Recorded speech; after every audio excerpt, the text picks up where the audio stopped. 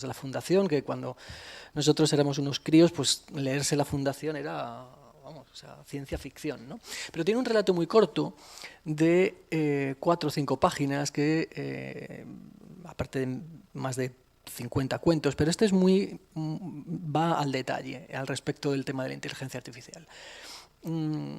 Imagina un mundo donde todo está controlado por una máquina. Y las personas, pues después de un montón de millones de años de evolución, han dejado de pensar y ya no saben hacer cuentas o operaciones matemáticas, no saben hacer operaciones aritméticas. ¿Por qué? ¿Para qué? Ya lo hace la máquina, lo hace mucho mejor y lo hace perfecto, pero al punto de que no saben ni sumar, ni restar, ni multiplicar. Sin embargo, hay un momento en el relato en el que hay un problema energético en el planeta. Y entonces la máquina deja de tener alimentación. Y tenemos que seguir avanzando porque si no el planeta, de acuerdo a los estándares que había impuesto la máquina, decaería. Resulta que nadie sabe hacer operaciones excepto un técnico de un trabajo menor de limpieza de la máquina que a base de ver cómo hacía operaciones la máquina aprendió a sumar y restar operaciones básicas. Y esa persona se convierte en una clave fundamental no para el desarrollo del planeta, sino porque se lo rifan entre las distintas potencias de ese país imaginario de Asimov para hacer desarrollo militar. A partir de ahí queda la última página del cuento que tenéis que leer, porque si no os lo destrozaré, pero hace una reflexión muy potente acerca del impacto de la inteligencia artificial. Y el otro, que a mí me parece más impactante aún y más vinculado con la inteligencia artificial, es un relato de Borges, de Jorge Luis Borges, que se titula Funes el Memorioso. Así, con estas palabras que utilizaba Borges, tan rimbombantes y obviamente un absoluto genio lingüístico y probablemente filosófico, sin probablemente. Es un relato de una persona muy corto, pues lo podéis leer y además está por ahí libre porque Borges tenía esa capacidad de futuro de liberar de copyright todos sus relatos, o sea, el tipo se anticipaba bastante. Creo que lo podéis leer en menos de 15 minutos. El relato es de una persona que se llama Funes, de un tipo que recordaba absolutamente todo lo que le ocurría, todo lo que leía, todas las experiencias que tenía desde que era bebé. Todas las conversaciones, todos los detalles, todas las sensaciones, recordaba absolutamente todo. Y uno, decía Borges, pues puede pensar que Funes es la persona más inteligente del mundo, porque cualquier cosa que lea la va a memorizar. Sin embargo, Borges te va conduciendo por el relato y llega a la conclusión de que Funes, este muchacho que era capaz de recordar absolutamente todo, era el más estúpido, literal, no lo utilizo yo, el más estúpido de todos. ¿Por qué? Pues porque no era capaz de discernir entre un conocimiento útil y un conocimiento inútil. Y eso es precisamente una de las funciones de la universidad, distinguir entre un conocimiento útil y un conocimiento, si bien no inútil, desde luego a lo mejor en desuso. Ahora mismo no estamos dando cómo utilizar o cómo coger el plumín y mojarlo en la tinta. Así que no es que sea un conocimiento inútil, pero sí que está obviamente en desuso. Así que hace una analogía, actualmente lo están utilizando ese relato en inteligencia artificial para reflexionar si la inteligencia artificial puede o no llegar a ser útil, inútil o hasta qué punto se puede desarrollar. Y ahí está, por ejemplo, premios Nobel como Roger Penrose acerca de física, acerca del debate de si la inteligencia artificial va en algún punto a emular la inteligencia humana. Y concluyo con un ejemplo para que lo podáis simular vosotros en vuestros ordenadores. Con inteligencia artificial, por ejemplo, el problema que pone Penrose. Penrose dice que la inteligencia artificial nunca se va a dar cuenta de el sentido de un fractal. Un fractal es una estructura en términos matemáticos infinita, es decir, por mucho que uno profundice y profundice y profundice, se llega a un infinito. Es decir, Penrose, que está totalmente obsesionado con los agujeros negros y singularidades infinitos y suprainfinitos y más suprainfinitos que van definiendo, él afirma que una supercomputadora, por límite de definición de memoria, no va a tener conciencia de lo que significa una estructura infinita, como sí podemos tener nosotros a la hora de demostrar con un fractal, una fórmula recurrente de Mandelbrot, que sí vamos a tener ese concepto de infinitud. Entonces yo os lo dejo ahí como baño de realidad para que sigáis trabajando en el mismo tema y seguro que podéis avanzar un montón y esta jornada seguro que servirá para ello. Así que os animo. Muchas gracias.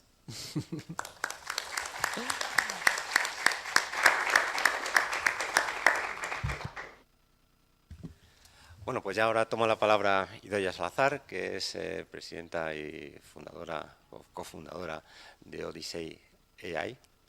Y bueno, ellos se dedican es un observatorio que se dedica a el impacto social y ético de la inteligencia artificial. Y bueno, yo le he pedido que os dé una charla motivadora y seguro que lo va a hacer bien porque es una persona motivadora. Tu turno.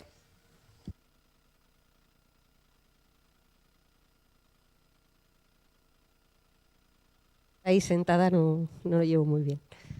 Bueno, pues para mí, la verdad es que cuando Fernando me invitó a dar una charla a estudiantes, me sentí muy honrada. A mí me gusta mucho porque, y más a estudiantes que están ahora mismo acabando un grado en una temática que es, vamos, es que no es el futuro, es que es el presente. Esas cuestiones que comentabas de que hay dudas sobre si la inteligencia artificial va a ser como la palabra de este siglo, yo no tengo absolutamente ninguna duda. Inteligencia artificial va a revolucionar el mundo absolutamente, por varias cuestiones. Y más después del impacto de la IA generativa de hace ya 2 años, o sea, de ChatGPT. Inteligencia artificial no es una tecnología que directamente vaya para un campo específico, es decir, no es una tecnología que solamente vayan a usar los técnicos, no es una tecnología muy enfocada en un determinado ámbito del saber. Estos sistemas de inteligencia artificial van a inundar absolutamente todas las áreas del saber. Con el tema específicamente de la salud, la inteligencia artificial va a revolucionar, como decías, que este siglo también va a ser el siglo de la salud, el que podamos envejecer tardemos más en morir y esas determinadas cuestiones, sin duda también lo va a ser, pero va a ser gracias a la inteligencia artificial y probablemente a la computación cuántica, nuevas tecnologías que combinadas nos van a permitir hacer un salto evolutivo importante como humanidad. Esta cuestión, fijaros, estoy completamente de acuerdo con lo que se estaba comentando respecto a que vamos demasiado deprisa. Realmente todo lo que hemos hecho en el último siglo ha hecho que, en comparación con el impacto que han tenido tecnologías precedentes, como la que comentamos de la imprenta, tecnologías de gran impacto que supusieron un cambio importante para la sociedad, en el último siglo estamos inundados de tecnologías que nos han hecho avanzar más rápidamente y que esto suponga pues un salto. Pues con inteligencia artificial ya ese salto va a ser como si nos pusiéramos en un cohete, ya no digo en una cama elástica y diéramos un salto que nos hiciera pues llegar a más. El cambio va a ser radical, va a ser muy, muy rápido.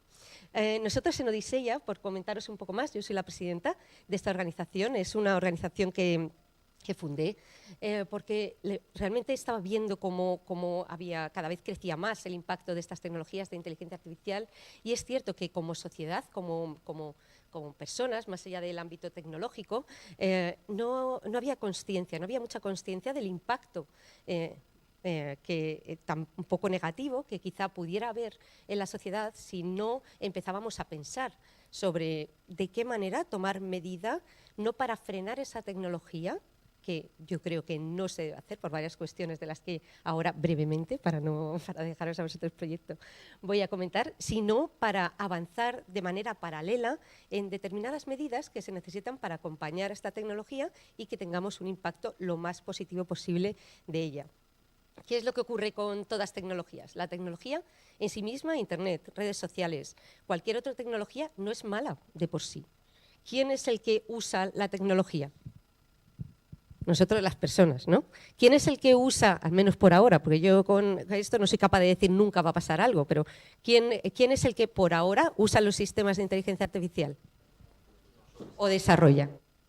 Las personas. Por lo tanto, la responsabilidad respecto a ese desarrollo exponencial, ¿de quién es? ¿De los sistemas de inteligencia artificial o de las personas? No, es de las personas, ¿no?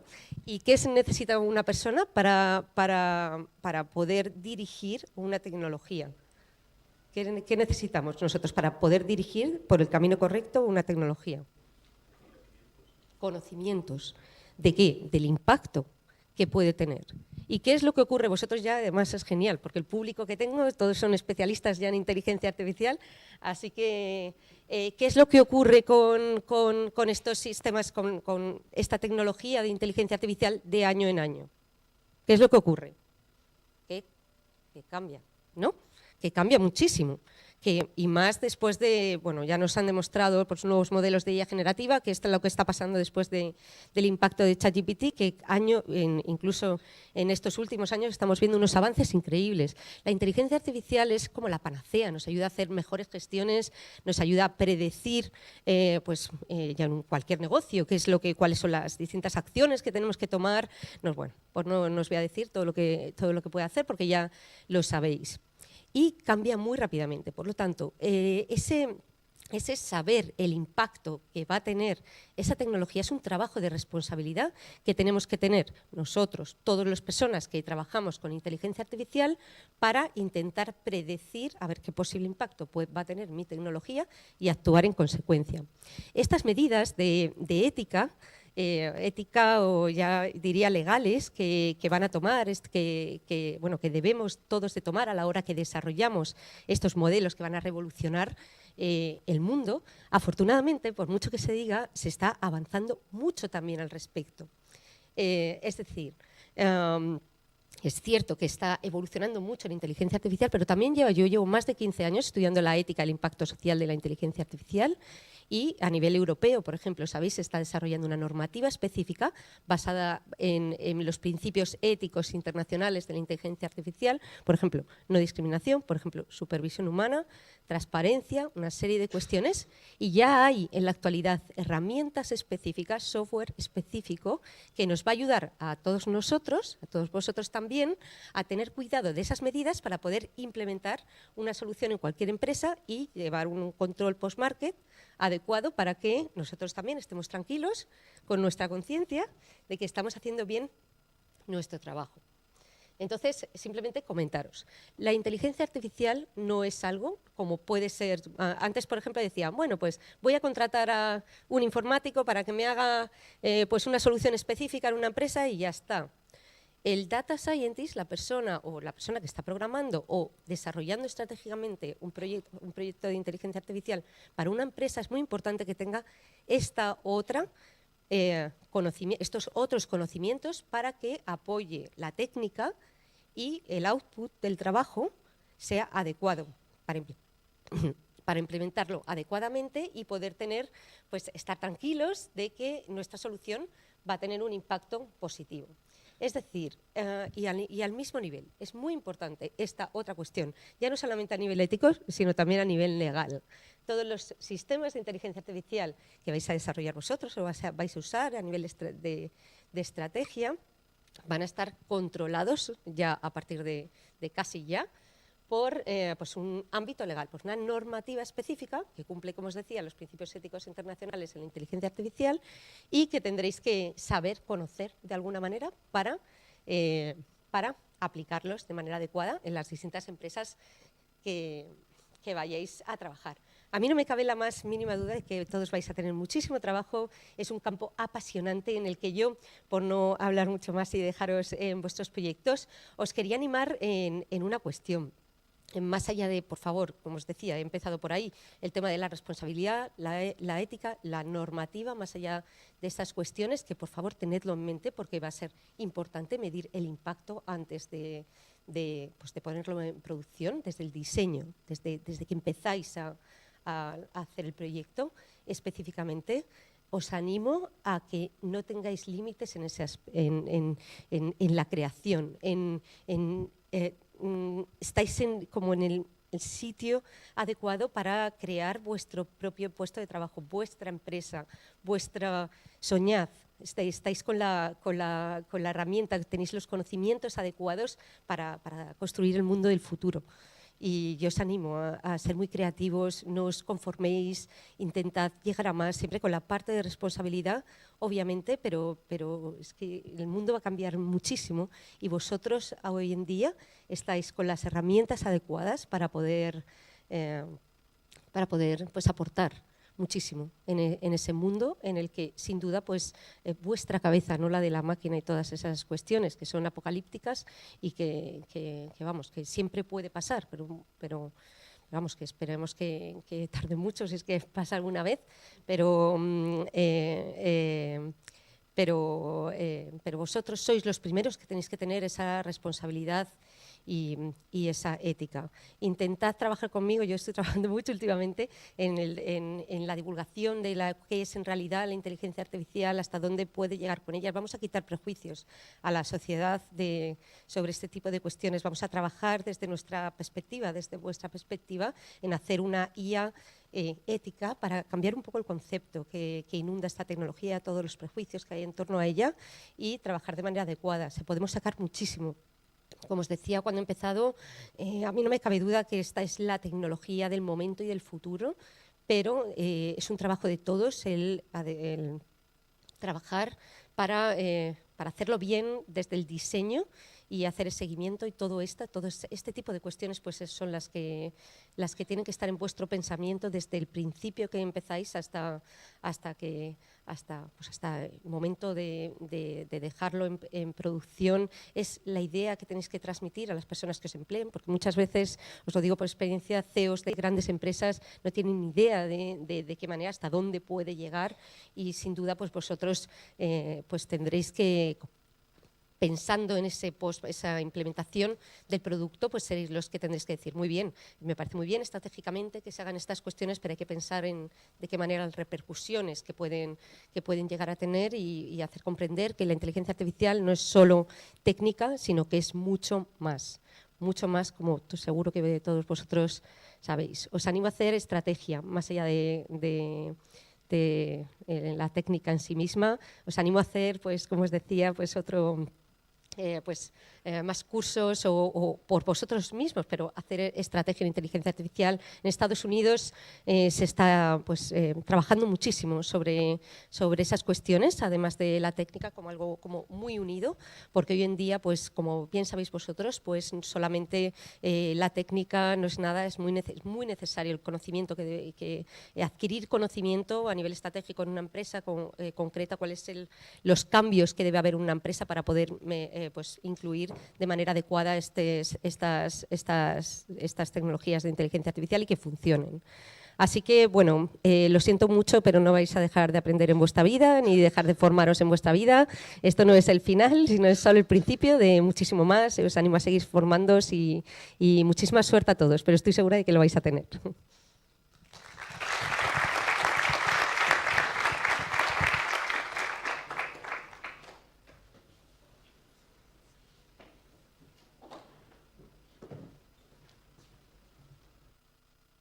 Sí. Muy bien, pues nada, comenzamos ahora con la presentación de los proyectos. Básicamente tendréis cada uno de vosotros un total de 20 minutos, 15 minutos en inglés, 5 minutos para un resumen en español, más o menos, ahí tenéis flexibilidad, ¿de acuerdo? No habrá preguntas, porque no tenemos tiempo para ello, pero bueno, luego tenemos un coffee break, más adelante tenemos otro ratito para charlar tranquilamente, de manera que si hay preguntas, pues pueden quedar para esos slots de tiempo, ¿de acuerdo? Entonces,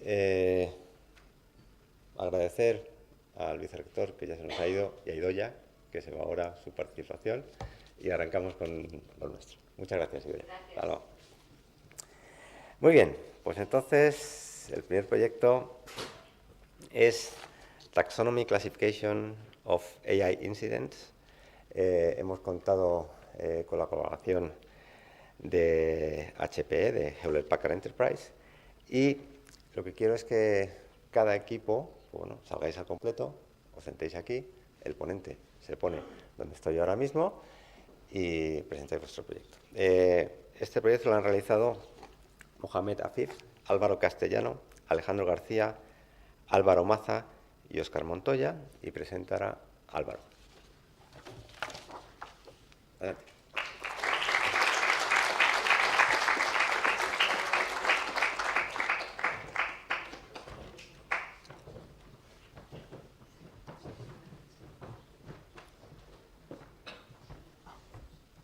¿Funciona?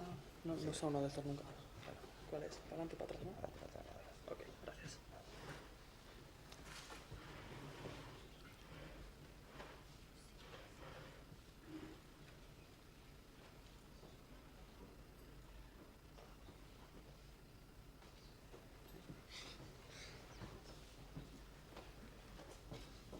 Okay.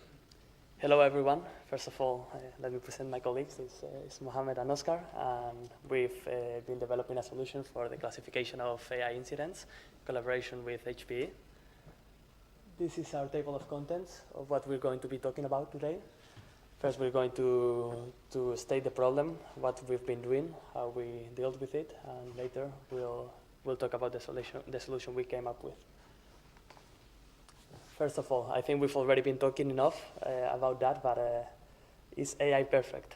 Most of you will have already come with the conclusion that, in fact, it is not. And it's been posing a lot of problems recently. It can be, this can range from a broad perspective. It can come from something as funny as maybe one car shop thinking it's a good idea to implement an LLM in its web, and obviously not coming right, to having serious problems on image generation due to its dataset origin. This has led to many of the global organizations trying to pose regulations on it, as we've seen in the European Union or in the United States. So one problem of why AI has this may be because its lack of centralized reporting of the incidents. It's difficult to know what's going on if there's no centralized database. You have to try to browse in the news what's going on, for example, in Europe, then in China, then in the USA, and you cannot even know what's going on. So this is important so that there's full transparency and accountability for the companies. It's important to know who's doing it not right. For example, if Uber is doing something wrong with the autonomous vehicles or something like that, it's important that you are accountant, that the company is accountant of what it's doing and that it has to face some consequences. This will help the risk mitigation and this will lead in the prevention of harm. And the importance of this centralized reporting, it's the global perspective and the community involvement. We need to have something that is global and that everyone is involved so that it's easy and transparent to use. This already exists. It's the AI incident database, and it originated for these reasons, and it's a non-profit cooperative that enables to have this incident database going on. It already has over 500 reported incidents, which, as you can see, is, for example, what I've said before, a Uber autonomous vehicle killed a pedestrian in Arizona, or, for example, YouTube also doing something that shouldn't be doing. This database, as I said before, it's composed of more than 500 incidents and more than 3,000 reports. These were the two first databases that we were working with. The difference is that an incident could have several reports, and maybe it was not being very well written because it was written by personal people. So it was repeated, and if we wanted to work with it, it was better to do it with the second option. Then the columns that we used were the ones that we showed before. That was the description, the title, and the incident ID at first to do some exploration and to see what was going on in this database. And the goal was to classify these incidents into categories. Since here we could see that we had a description, we had a title, but there was no grouping. You could not see how many incidents were attached to social harms, for example, or to other topics. So it was interesting to classify them, and this was our goal in the project. To begin with, we started to work with this database. We extracted, of course, the missing values and necessary columns, and in the end, we only worked with the description of the incidents. since we are working with language, we had to process it and vectorize it. And then we started by doing some EDA with unsupervised methods and topic modeling to try to come up with some natural kinds of clusters to be able to classify them. As you can see, we did some PCA, but it was not very useful since the whole incidents were grouped in a kind of weird triangular cluster, but there was no specific orientation. So what we found more useful to start with was the word clouds and the topic modeling, since that way we were able to see what words came up the most, or what kind of topics were more trendy in the incidents, so that we could start to think of what taxonomies we were going to use. For example, we were seeing that a lot of driver, car, vehicle appeared, so maybe there was a taxonomy that had to do with the autonomous vehicles. And to come up with this, we started to do some research on existing taxonomies that already exist. There were mainly two, the one from the National Institute of Technology and the other one from the CCSET. We tried to come up with our own one, that is this first proposal that we have. We, of course, tried that the taxonomies didn't overlap, that at the same time they included the whole range of incidents that could have, and we came up with security and safety, social harms, privacy violations, and operational incidents. As this was an iterative process, we later on had to change it to solve overfitting issues and class imbalance. So we came up with this second and final proposal that was based on 3 classes. It was human physical safety, social harms again, and privacy, system security, misuse, or bugs. We had this initial problem where we had to label our data, because since this hasn't, the database didn't have an original classification, we had to label the existing incidents so that the taxonomy could be used later on for the next ones. As we didn't have any initial data to work with, our main concern was that we didn't have any misclassification in what we were going to do initially. To do so, the first approach that we thought of, and it was the most manually thing we could do, is to come up with a dictionary with the most representative words. This means that we could use these word clouds or these topics to be able to find these keywords that we were going to use to iterate over the incidents that we already have, so that we could kind of label in a better way than just going one by one. Then, after doing this, we also took a second approach that was using a pre-trained LLM, a zero-shot classificator, that was able to also kind of predict the labels for these original incidents.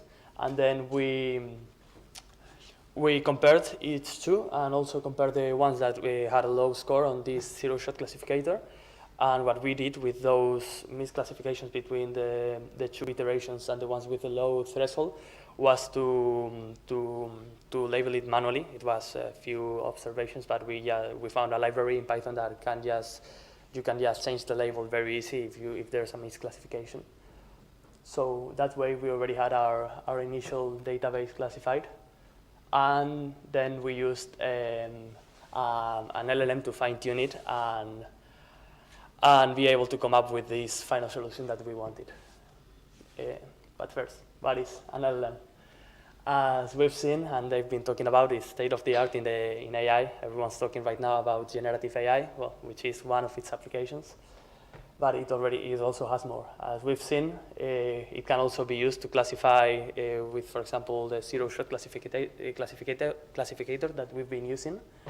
And also the main advantage that it had and that we've used is the capability of training it and fine-tuning it so that it can drive a better solution of your problem. The pillars that it has and what we had to use is, for example, the tokenization, since we were working with natural language, and the embeddings and the attention that you use in the transformer architecture that it has. And of course, the pre-training that was done by huge computers, not by us, but then the transfer learning that we've been able to do with this initial data set that we've labeled. We use the zero-shot Hugging Face classification. That is an NLP technique trained on a set of label examples, and then it's able to classify it based on a text that you give. So, for example, we can see here in this graph, you can put a description. It says autopilot, error crashes, causes car to crash. And then if you submit it without any optional label, it will give what it thinks the word that it's more suitable to classify it. Instead of that, you can also put the labels, which here would come the taxonomies that we created, and it would change to give probabilities on only those labels. First, that is what I explained before. What we did is to obtain some first results and to check that our taxonomy was right. We submitted the descriptions without any kind of label to see what would the zero-shot classificator come up with. And we saw that more or less the taxonomies that we had were in common with the ones that it was given, and also with after we put our labels, we saw that it was on accordance with the dictionaries we had used. And later on, to train the model and to have a better accuracy of the model, we fine-tuned it so that it could be later on used, and it was specified for this kind of data. For the fine-tuning of the model, we first tried with 2 pre-trained models, one larger and one smaller. The main problem was that our database was not really big, so we found that it was actually better to be working with a smaller model because, one, it was easier to train, and then it would come with less overfitting. So we thought it would be a better solution for us. To do so, we first prepared the data. As I've said before, we did this pre-processing, we tokenized it, and then we did some extra steps such as oversampling, undersampling to try to come up with better results. Then we also tried with multi-class and multi-label classification and different trainer configurations such as the number of epochs or how many times would you be running the fine-tuning. And then we checked the results to see how was it doing, and then we did a lot of inference to try to come up with which result was better. And maybe if we were doing the epochs, if we should include more or less, and that kind of stuff. We came up with these results. For the multi-labeling, we applied oversampling, and we got an accuracy of 0.8 and a F1 score, which was more important because of the imbalance of the classes at first of 0.82. And with the multi-class, we got a high result, but also this could lead to some overfitting. So we had to decide between trying to get a better accuracy, but having the risk of overfit, or just keeping it simple and having the simpler solution that we know it works, that it works better for these small data sets. Once we came up with that solution, we implemented it in an interface so that we could automatically write the description, and it would come up with this taxonomy. There's a video of it.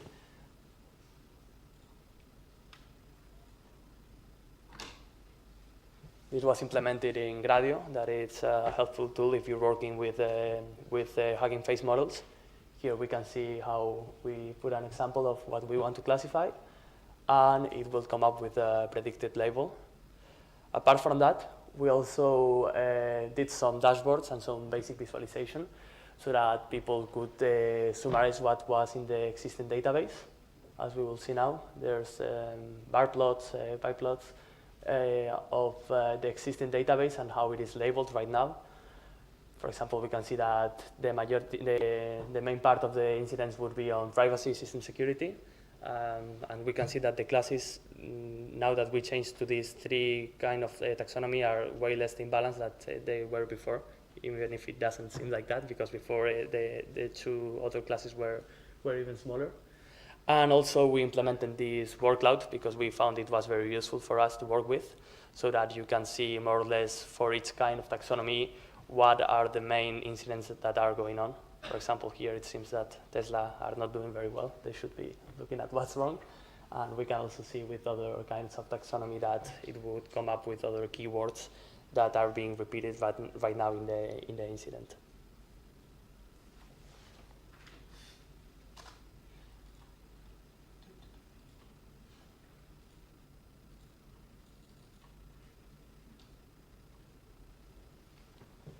Okay, to conclude, we saw how the importance of the taxonomy led to a model that was balanced, that could predict way better than if we had some segregated classes. We also reached our objective, that was more or less to have a performance of an 85% of accuracy, so that the tool was reliable. Then we were able to build an intuitive and useful interface so that you can write the incident that you want to classify and it comes up with it. And we learned a lot about the AI regulations and the difficulty that right now we're facing and the risk that it has. Next steps. It would be good to have an automated model retraining, because right now this zero-shot classificator is trained with existing database, but it's good that whenever we come up with new incidents, that it could be retrained. Also, it would be a good idea to submit the incident to the database from the interface that we built. That would be able to be done with some dashboard enhancement. And then, as always, it's good to always have new additional data exploration with the new incidents that they come up with, and to have some user feedback and optimization of what we've built. Okay. Para terminar en español, como no podía faltar en un buen proyecto de Machine Learning, está el gráfico iterativo de siempre, que es, comenzamos, como he explicado, por la investigación de la base de datos y las taxonomías existentes, y para intentar tener una buena base de cómo podíamos clasificar los incidentes que aparecían en la base de datos. A partir de ahí conseguimos esta primera taxonomía que queríamos utilizar, pero a la hora de hacer el labeling vimos que estaba imbalanceado y que eso podía dar algunos problemas a la hora de clasificarlo con el modelo. Entonces, al evaluar los resultados, volvimos a llegar a una nueva taxonomía, la última que hemos enseñado, con estas 3 divisiones, y ahí ya volvimos a hacer el labeling, hicimos el fine-tuning de los 2 modelos que hemos explicado, uno que estaba entrenado con un dataset más grande y otro que fue el que finalmente utilizamos, que hacía que con las muestras que teníamos hubiese menos overfitting, y conseguimos los resultados. Por último, construimos la interfaz en Grado, y en la que hemos enseñado que puedes escribir una incidencia y que te va a dar la clasificación, y que también puedes ver un poco el resumen de cómo están organizadas las taxonomías en la base de datos existente, y hicimos la memoria. Para repetir conclusiones y pasos futuros en español, nos hemos dado cuenta de la importancia de las taxonomías, primero por impacto que tienen a la hora de agruparlas, y luego para la importancia del modelo. Conseguimos más o menos el objetivo de accuracy que queríamos para tener un modelo que fuese reliable y que se pudiese utilizar, e implementamos la interfaz en Grado. Y como pasos futuros, poder reentrenarlo de manera automatizada, añadir incidencias desde la interfaz para que no tengas que estar en 2 sitios a la vez y que se pueda hacer todo desde el mismo sitio, que se clasifique y se suba a la base de datos, y una mejora de la experiencia del usuario, porque, por ejemplo, los dashboards se podría mejorar la manera que están vistos, y haría que fuese una experiencia más satisfactoria para el usuario.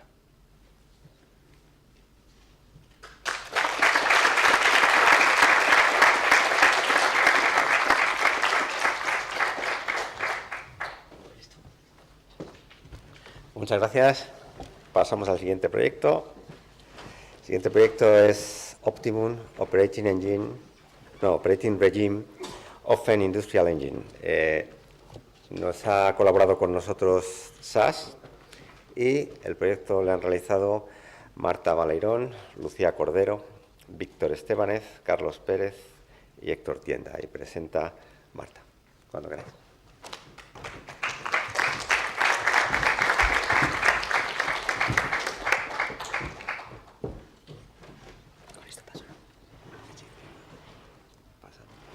Good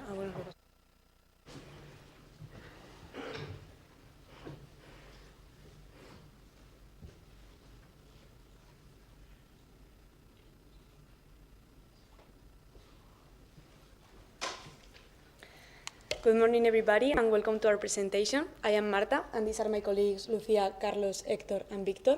And during this semester, we have been working in collaboration with SAS, a huge company of the business analytics sector, which are experts in providing analytical and advanced software solutions to different kinds of problems.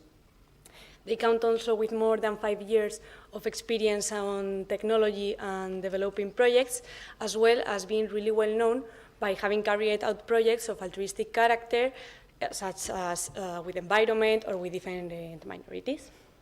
Our idea is to develop a startup called Ecoanalytic Solutions with the goal of helping other companies of different sectors, such as bakery manufacturers, hospitals, or automobilistic companies, to improve their energy consumption, with the goal of, on the one hand, helping the environment, and on the other hand, improving their expenses in energy. After having studied the marketplace and understanding people's concerns regarding climate change, global warming and how this affects the health, or even the increasingly price of energy, we decided to take action. Moreover, as you may have noticed, the environmental regulations are reshaping today's business landscape. Companies are struggling in order of achieving all of the SDG regulations measures, and they are receiving improvements where getting them. From Ecoanalytic Solutions, we don't see just the challenge, but also the opportunity to shine, since companies that apply these sustainable measures are getting on the head of the market trends, as well as improving their benefits. Then, let me introduce our objectives. The idea is to reduce the environmental damage by reducing the emissions, the waste, the rest, as well as reducing the energy expenses by reducing the cost of energy, well, the bills of energy and the cost of maintenance. Companies that work with us are going to be candidates to receive the certification ISO 50001. This is a really well-known badge that companies which manage to optimize their energy consumption and reduce their carbon footprint receive. So how are we going to implement our objectives? Well, we are conscious of being just a small startup beginning on this sector, so we decided to create a partnership with SAS, the previous mentioned company. The idea is that SAS is going to provide us the previous knowledge and experience in carrying out projects of this type. Moreover, they can provide us with different technology, materials, softwares to carry out our project. Another point that differentiates us is the idea of sustainable consulting. We do not pretend that companies that work with us change all of their machinery by a newer one that consumes less. The idea is that we are going to teach them how to use properly their technology, with the goal of optimizing their energy consumption. So for the moment, let's try to keep things simple and start from the very beginning. If we want to be present in all kinds of industries, we may think what all of them have in common. Well, all of them have an engine. We pretend that using a small engine of this type, we can model a solution for it and then extrapolate to these specific companies. SAS has provided us with this prototype completely sensorized, and with the help of this panel, which is an SCADA panel, which people working in factories can modify to start the engine, stop it, or increase the speed. We are going to collect with a system of Internet of Things, IoT technology, all of the data every millisecond provided by this engine. Then we are going to translate it from the physical environment to a cloud environment with technologies such as SQL, Azure, SAS Vaya, and we are going to obtain a huge collection of database in the cloud. By modeling this database, we are going to obtain a solution for this prototype that then can be extrapolated to other kinds of industries. Now, let me introduce you the methodology that we have followed. First of all, we have carried out an exploratory data analysis stage of the project. This is exploring the variables, understanding the relationships, and obtain some insights about them. To continue with, we designed some KPIs, some indicators that provide us insight about the objective of our model. Then we get to one of the most important stages of our project, the design of experiments. The idea is to create synthetic data based on some analytical advanced models that with the help of the most significant combination of parameters of our database, we are going to generate more synthetic data in order of making our models trained with this database more robust and reliable. Finally, we are going to train some models and select the most optimal one and design the different use cases. Well, now we are going to explore the exploratory data analysis stage. In order of carrying out this part, we create this dashboard with the applications as Vaya. And here in the left part, we can observe this plot where you can select a variable and obtain the histogram and the data distribution along time. Moreover, we have some important parameters, such as the mean or the standard deviation, that provides important insight about the distribution. When moving to the right, we have this table with a complete description of the variables and the description. Moreover, in this important plot, we can select two variables and observe the relationship between them. Here is the key point of our project. We have two kinds of variables, the ones that are internal of the engine that cannot be modified and the ones that can be configurable. These ones are the valve status and the engine speed. In this plot here, we can observe how a change in a configurable variable applies a change in an internal one. The idea is that our model is going to predict the most profitable combination of configurable variables that creates the better performance of the internal ones. When we take a closer look to the pressure variable in the following slide, we can observe how also the valve status affects to the pressure. The idea is that when opening the valve, more air comes inside and the pressure increases. This increase of the pressure we can observe in the following plot that also makes the vibrations increase. The idea is that these vibrations are the ones that break the small pieces of our engine and make that we have to change those, generating maintenance cost and waste to the environment. When moving into the modeling part, it's important to introduce the KPIs that we have created. First of all, we design a KPI based on the cost of electricity and the energy consumption of the company. The idea is to minimize it as much as possible. We want to reduce the emissions and to reduce the bills in energy. Moreover, we created a KPI for the health, the life cycle of our equipment. The idea is that our equipment has the most useful life as possible. This will help us because we will reduce the cost of maintenance as well as reducing the waste because we want to be throwing away that much pieces that break, that usually are not biodegradable. Finally, we create a KPI for the performance. We pretend to use our resources in as much as possible in the most optimal way, but without exceeding. We pretend to use all the available power that we have hired, but without exceeding because companies could penalize us. In order of designing these KPIs, it's important to pay attention to the most important variables of the dataset. We can observe how the power factor, which we have used to design the energy performance KPI, it's the most important, as well as the vibrations or the pressure present in the life cycle KPI. To continue with, we trained several models, and we decided to select a gradient boosting model. This one was the one that reduces as much as possible the mean square error.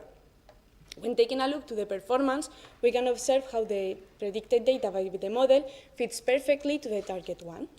Here, it's important to have in mind that we do not pretend to have a predictive model that makes insights about the future. The idea is to create an analytical model that captures as much as possible the behavior of the engine. Well, now let me introduce you a use case in order of understanding well the idea of our startup. Imagine that Hacendado, the well-known brand of Mercadona, worked with us.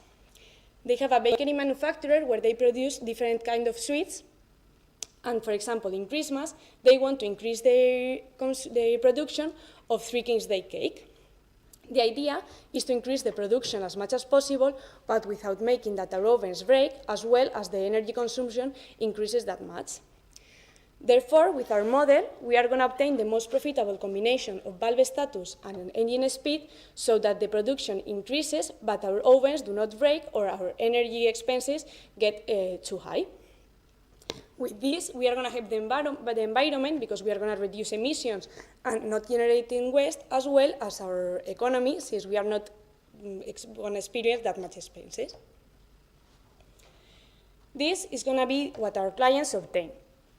This is a prototype where they can introduce the predictive values of the model for the configurable variables, and they will obtain the cost of energy, what they are paying for the energy in that exact moment, or any of the KPIs. It's important to have in mind that a small increase in our model represents a really important one in the real life, since we are not using just one oven, but hundreds. Well, now I'm going to outline some of the benefits that our companies will receive. First of all, they will experience a reduction in electricity expenses. Since the bills will reduce, they will reduce as well emissions and the expenses. Moreover, they are going to experience a better maintenance, a reduction in cost of maintenance, since our engines are going to be more durable and better optimized. Finally, they are going to experience a reduction in penalizations. They are going to use as much as possible their resources, their hired power, but without exceeding. To finish with, I'm going to outline some of the next steps that could be applied to our project and improve the quality of it. First of all, we could create a predictive model that captures insights about the future and could be integrated into an advanced digital twin. The idea is that with an alert system, we could predict when the engine is going to break. This is really helpful because imagine that all the bakery factory breaks down.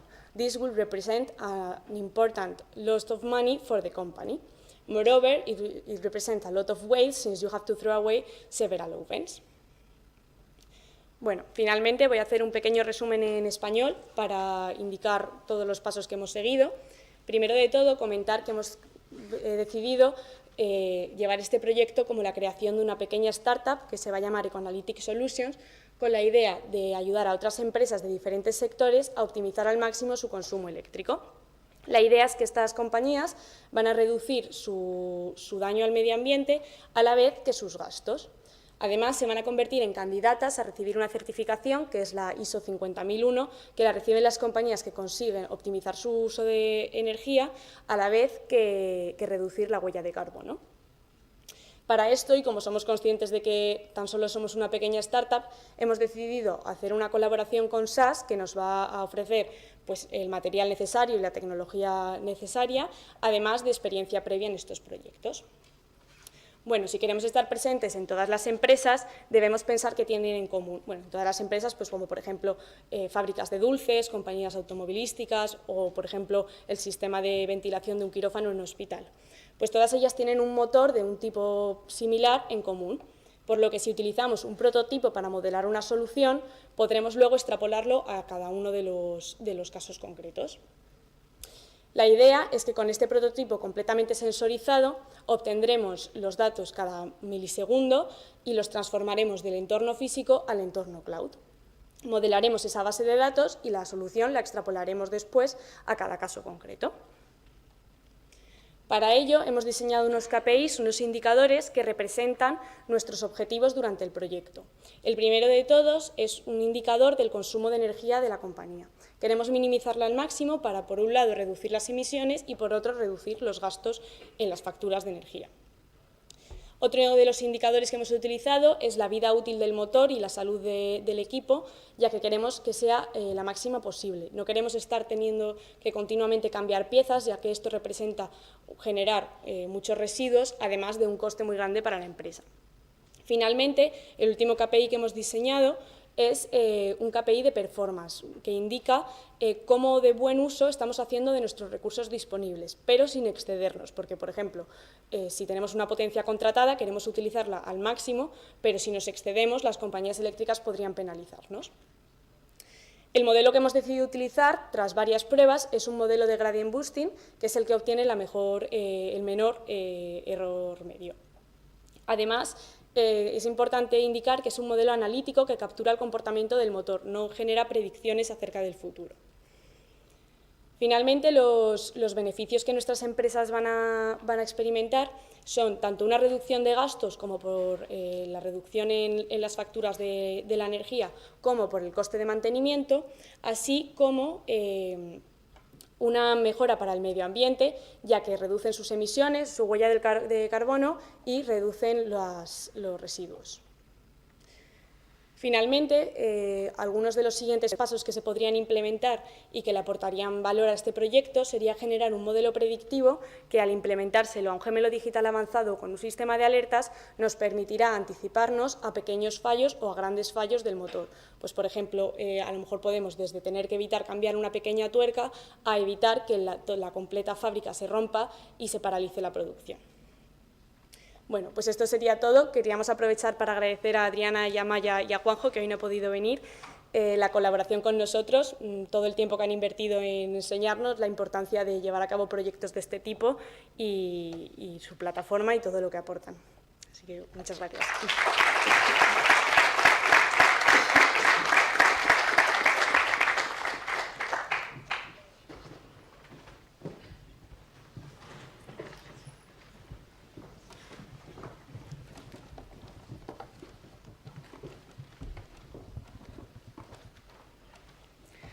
Muy bien, pues siguiente proyecto, Understanding a Large Multilingual Dataset of Live Entertainment Event Descriptions, que es un proyecto que nos ha propuesto y ha colaborado con nosotros FIBER y que han realizado María José Esquinas, Gracia Estrán, Patricia Molpe Ceres, Beltrán Valero y Marina Gómez.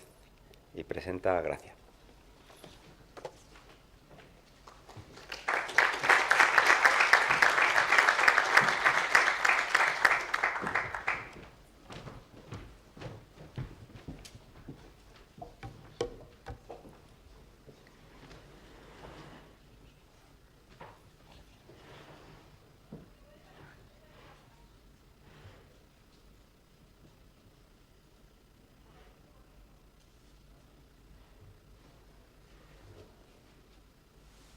Okay, good morning, I'm García, and today, in representation of my team, I'm going to explain our project on understanding a large and multilingual dataset of events. First of all, sorry for my English, I'm going to try to do it as best as I can, but it is not perfect. Okay, FIBER, as you may know, is a discovery platform of live events. It is present in thousands of cities and it has millions of events. So as you may guess, with this scenario, machine learning is key for understanding these event descriptions, no? So the objective of our project is to gain insights about these events through entity extraction. With an entity, in case you don't know, is a unit, is a part of the text which has the most information, or which is very valuable regarding the information of an event description. No? So with entity extraction, what we do is split this text into small units to identify the entities or their mention, and something key in this process is entity linking. With entity linking, is what we do is, after extracting these entities, is link them, match them to a knowledge base, like maybe Wikidata or Wikipedia, to gain insights about the information it is giving us about the event descriptions, and also to avoid entity ambiguity, which is in case of some words that can refer to maybe various entities, to match them to the correct entity, no? The data sets we were given were two. One with general information about the plan, like for example the category it belongs to, maybe the tasting category, cinema, theater, and also a JSON file with the descriptions, with the text. First of all,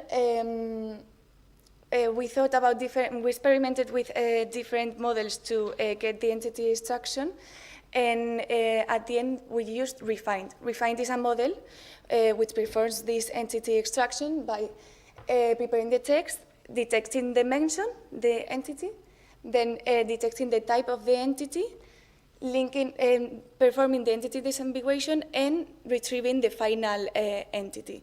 It can be linked to an entity in the knowledge base or not, if it identifies it or not. So as a first step, we performed some pre-processing steps to this model to see if it was beneficial for it or not. Like, for example, taking away the HTML code or removing the emojis.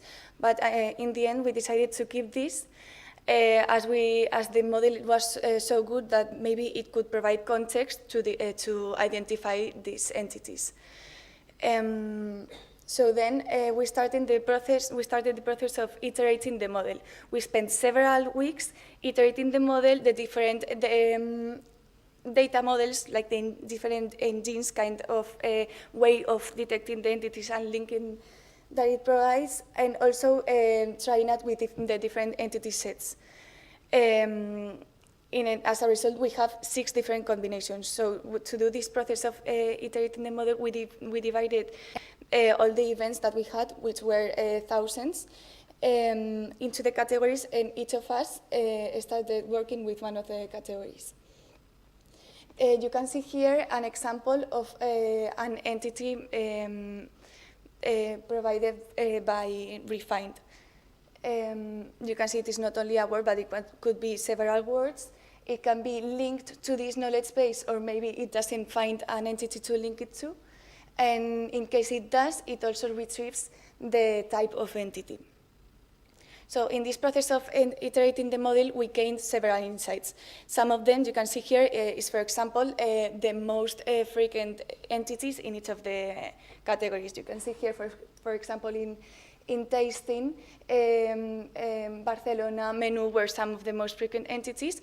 You can see here, for example, in Italian, how good is sometimes this model that it dictates the entity and it links them to Italian cuisine and not only Italian nationality, no? As it is the tasting category. But sometimes it does not perform so good, and you can see in the other example that the entity edad is linked to an entity which is not the real meaning of edad, no? So we started seeing the pros and the cons about this model. Another, when iterating the model, we also gained insights by seeing the distribution of the different types of entities in the different categories. So after several weeks of iterating the model, we had to decide which of the combinations between the model and the entity set we wanted to choose to generalize for all of the categories of the plans.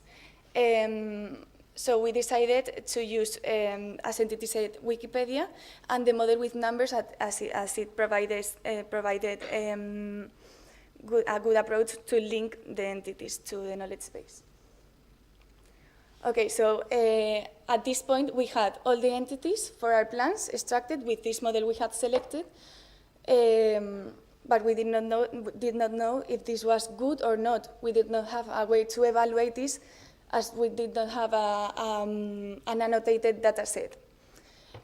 So we had to think about how we were going to evaluate this model, to evaluate the entities we had extracted. Were they good, were they not good? So what we did was think about a case of use.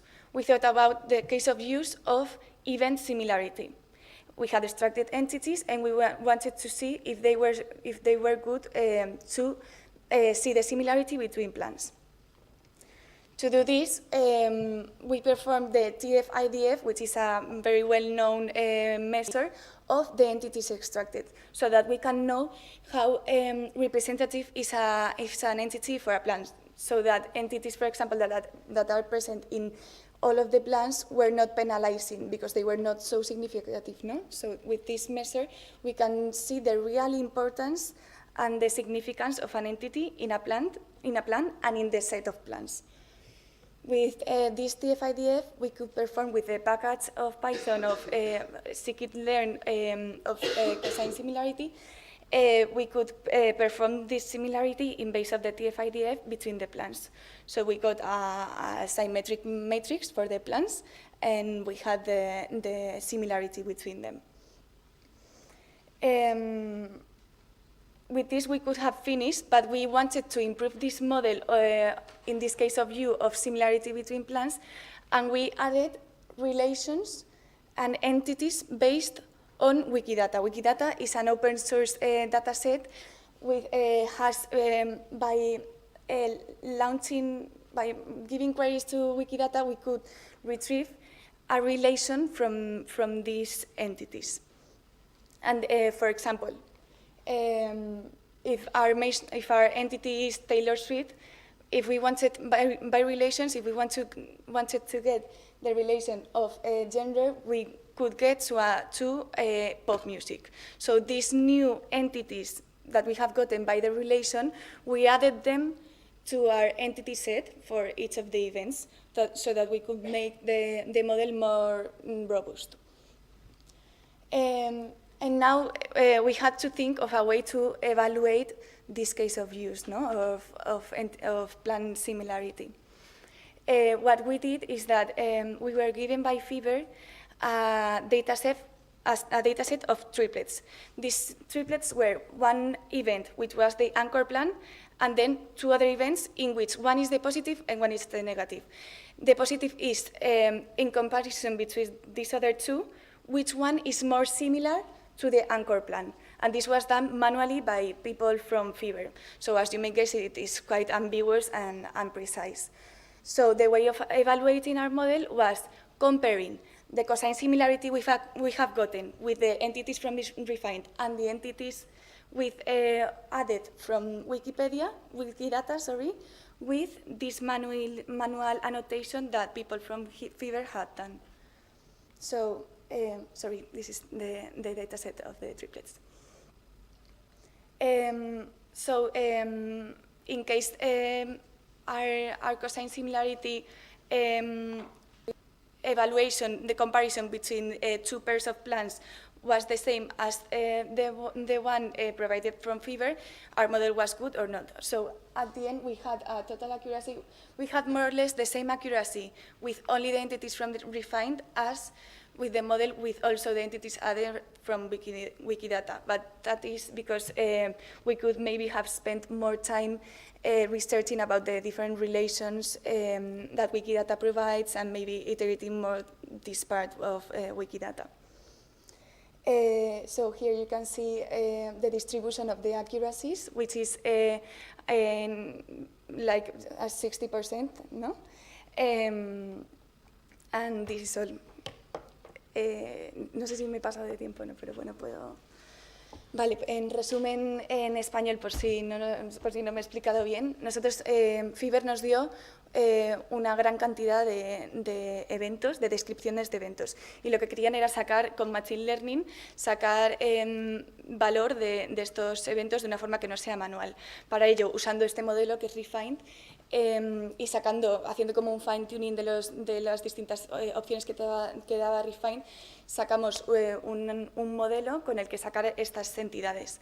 Y la forma de evaluar si estas entidades eran buenas o no, si estaban dando valor, si estaban bien relacionadas o no, fue aplicar un caso de uso, que es el de ver qué planes son similares en base a estas entidades que ya hemos sacado, ¿no? Para ello usamos TF-IDF para que no penalizasen las entidades que eran muy presentes o que no aportaban valor para las entidades, y con ello computamos este cosine similarity que nos da scikit-learn. Para mejorar este modelo añadimos, según las Wikidata, con las entidades que hayamos sacado, podemos ver relaciones a otras entidades con Wikidata y las añadimos a las entidades que ya teníamos para ver si luego al evaluar con los triplets era mejor el modelo solo con las entidades de Refine o si añadíamos las entidades de Wikidata. Y hemos visto que en ambos casos el resultado es bastante bueno, pero que se podría seguir investigando en esto. Por parte de Fever están bastante a gusto, ¿no?, con los resultados que hemos sacado, y también en la parte de iterar el modelo hemos visto pues, cosas que igual nos han descuadrado y que ellos también han investigado y les han hecho pues, ganar no sé, valor y saber más sobre el tipo de los planes que tienen. Y ya está. Y como último queríamos dar las gracias a Marina y a Marc, que son las dos personas de Fever que han estado trabajando con nosotros, que se han estado reuniendo con nosotros semanalmente. En Navidad, cuando les preguntábamos, han estado ahí respondiéndonos y hemos colaborado bastante, ¿no? Han sido casi parte del equipo. Y ya está, agradecer la experiencia, que ha sido muy buena, y todo lo que hemos aprendido. Gracias.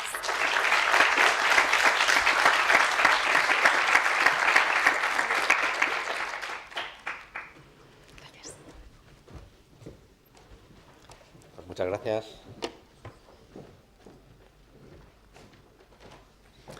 Vamos entonces con el último proyecto antes del descanso. Es Data with Impact, the Burden of Influenza for the Anti-Ineffective Landscape. Es un proyecto que hemos hecho en colaboración y con la ayuda de Sandoz. Y han realizado Elena Martínez, Rodrigo Oliver, Ángela Rodríguez, Juan Villanueva y Lee Jun-young. Presenta Rodrigo.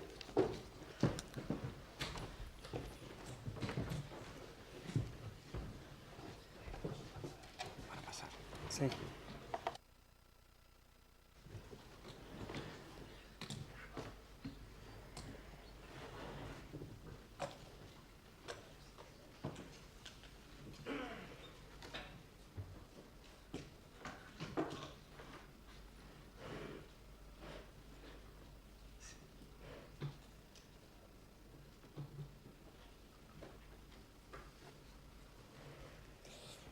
Okay, so hello everyone.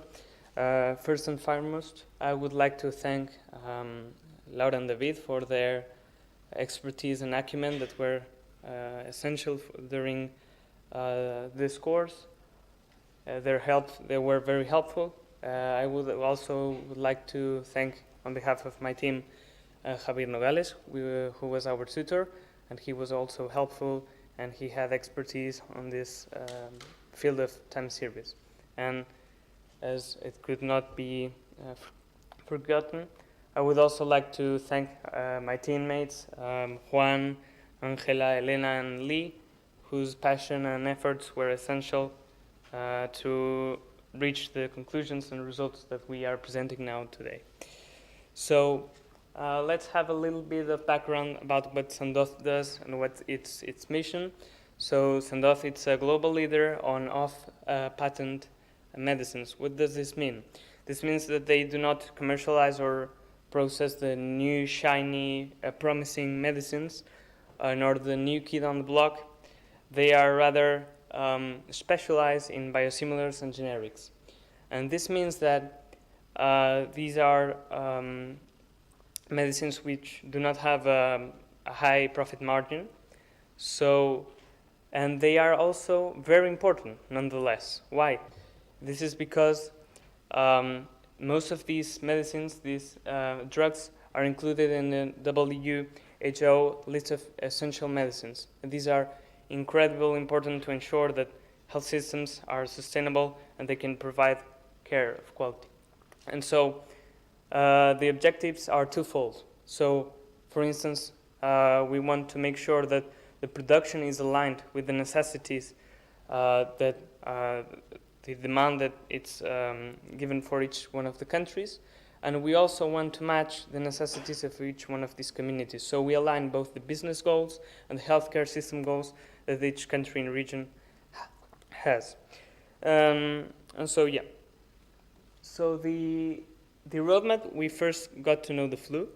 Then we did exploratory data analysis, and finally we delved into the models. We had a baseline, which was a profit model, and then we had a tabular model, and then we conclude with the future work and the conclusions.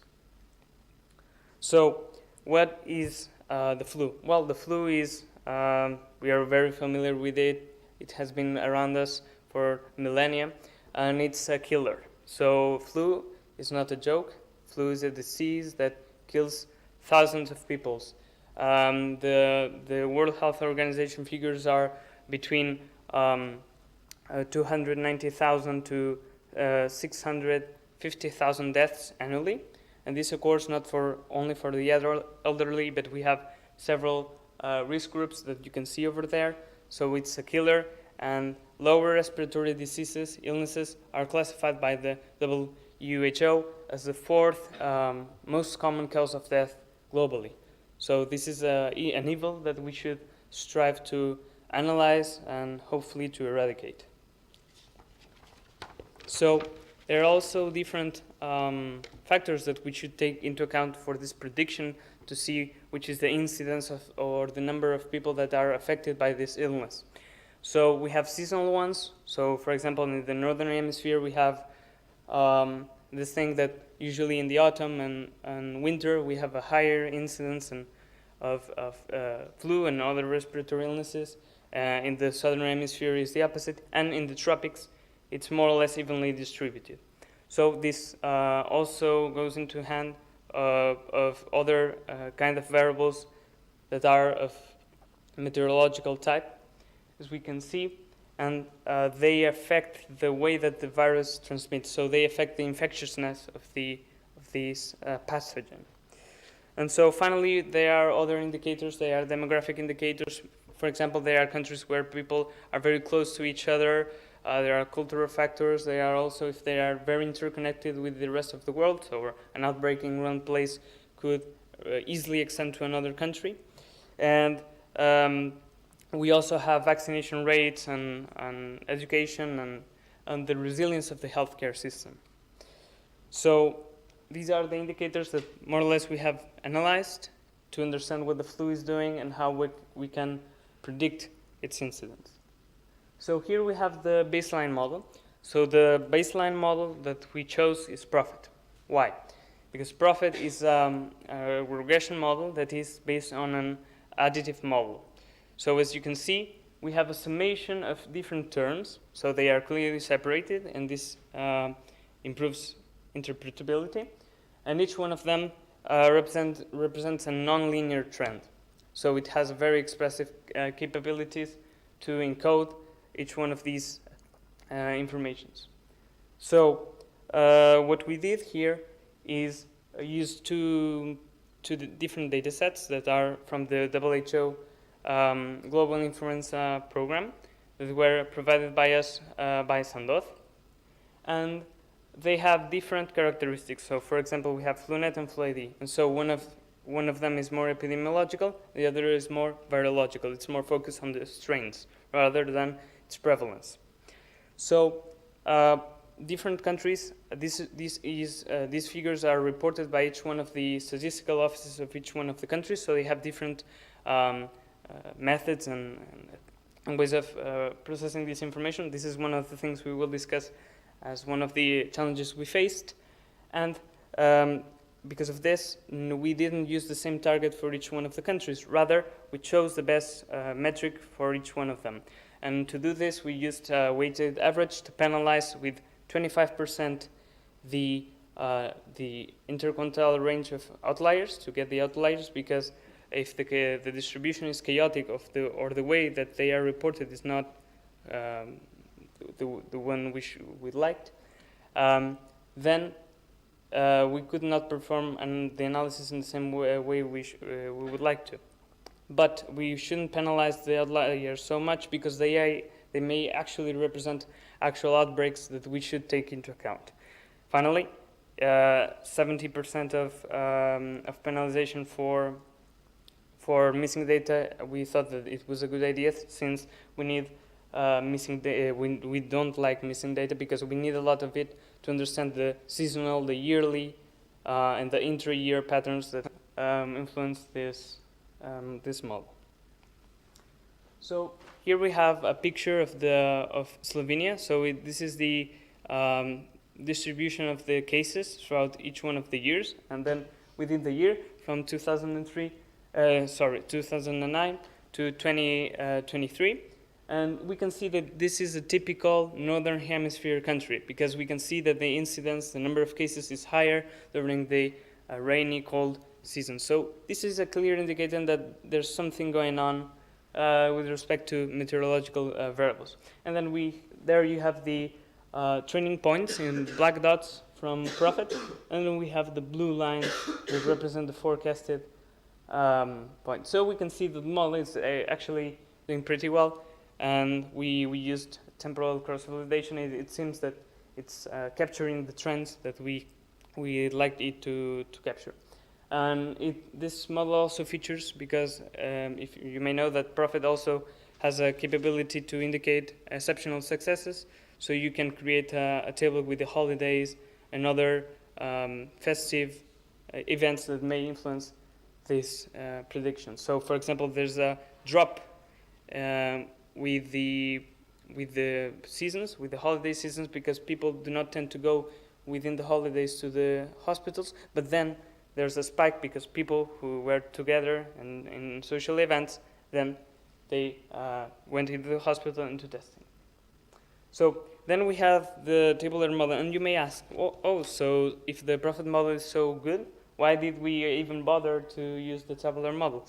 Well, first and foremost, the Prof is limited because we cannot, apart from the holidays, we cannot, in a principal manner, incorporate new data. So all these variables that we talked about, transportation, meteorological data, healthcare system resilience, we cannot use this data with Prof, but we can use it with the tabular model. And how do we turn a time series problem into a tabular model that we all know? Well, so there's a relationship between the time series models and the regression, the general regression case. So instead of having the usual time series, the usual regression case where we have the data point and then we have a set of trainable parameters and then we have a set of observations, we substitute these observations by the previous ones. And this is the key to understand the lags. So we know that this is called autoregressive. We know that today's data is influenced, among other things, by the previous data that we have in the time series. So this model would allow us to incorporate this in the lags, which we used. We used lags, and we also used information encoded in dummy variables about the months. And so in this case, we used as target variable the total cases per week. And so we tried to predict this. We tried different models, but we ended up staying with tree-based models because of their flexibility. We tested 2 of them. So random forests, which are good because they combine a set of weak learners, and then together they form a strong regressor. But we ended up using XGBoost because XGBoost uses an iterative model, which forces the model to better understand where it failed. And this, we posit, it should help us in understanding the underlying trends that the seasonal flu has. So the tabular model for prediction, for training and prediction, the system we use is we have a moving window that starts between the historical series, the historical data, and then we use it to predict the next time point. And then this next time point is incorporated into the sliding window, and it's used to predict the other points. And this goes on and on and on.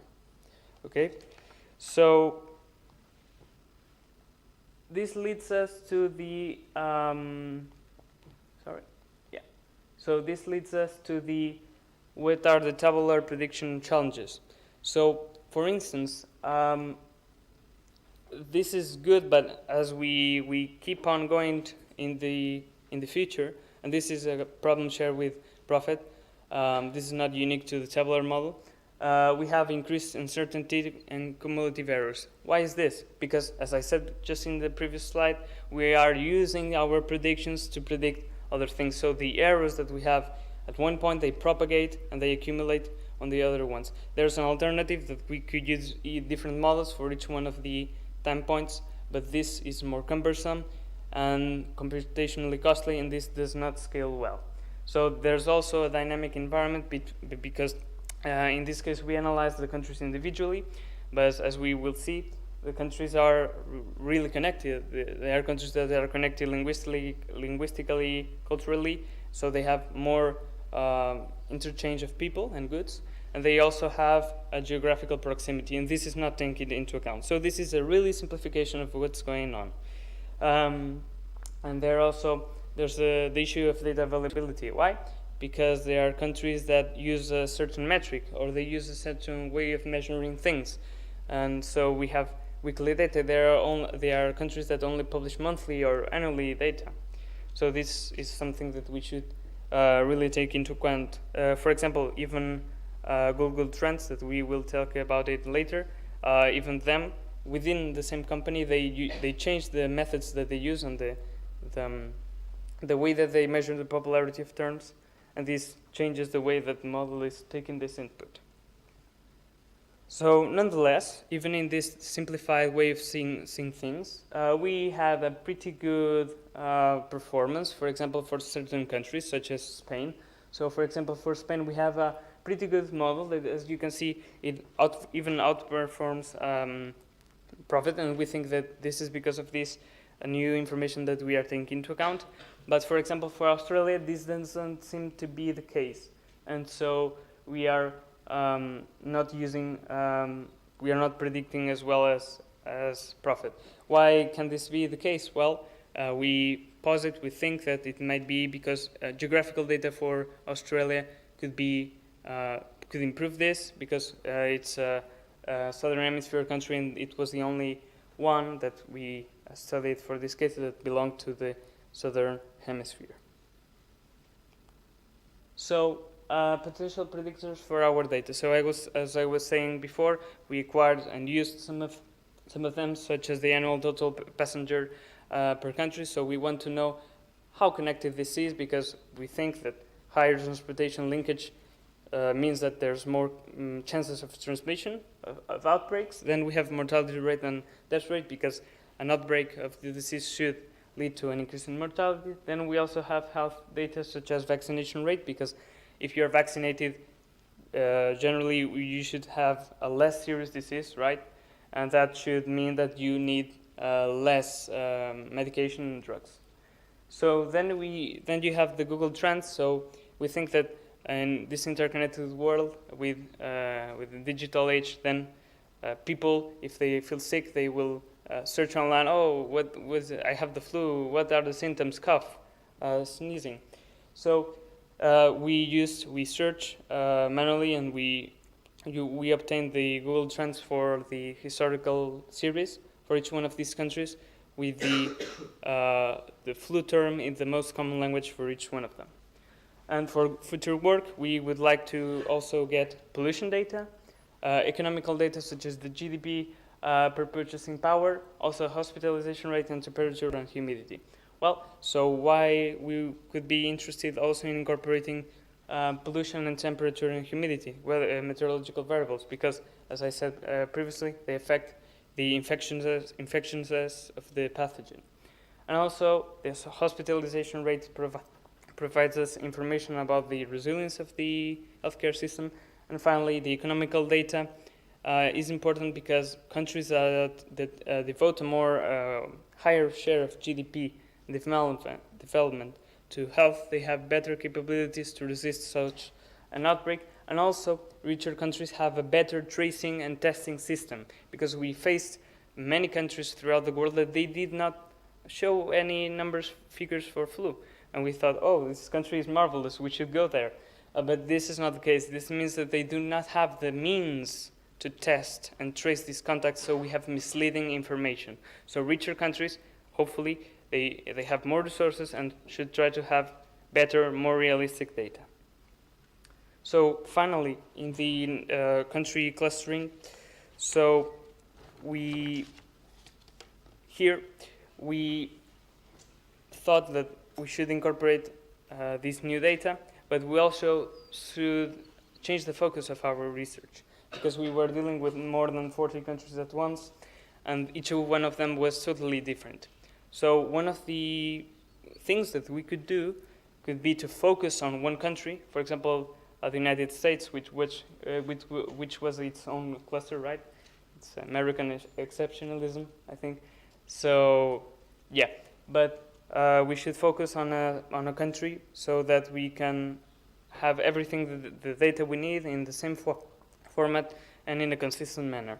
Another approach that we could take, that was taken actually, but not filled in completeness, it was the countries clustering. So, as I said before, we know that countries are interrelated. So one thing we could do, and this is good for computational efficiency.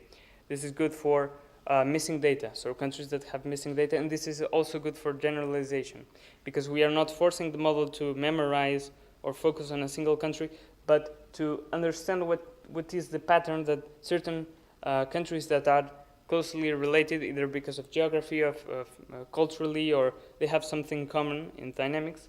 So we could use this we use this to get new insights and improve the models. And this was made using k-means, and we used the dynamic time warping metric, which is adapted to these kind of time series models. So we think this is an interesting future research direction that we should explore.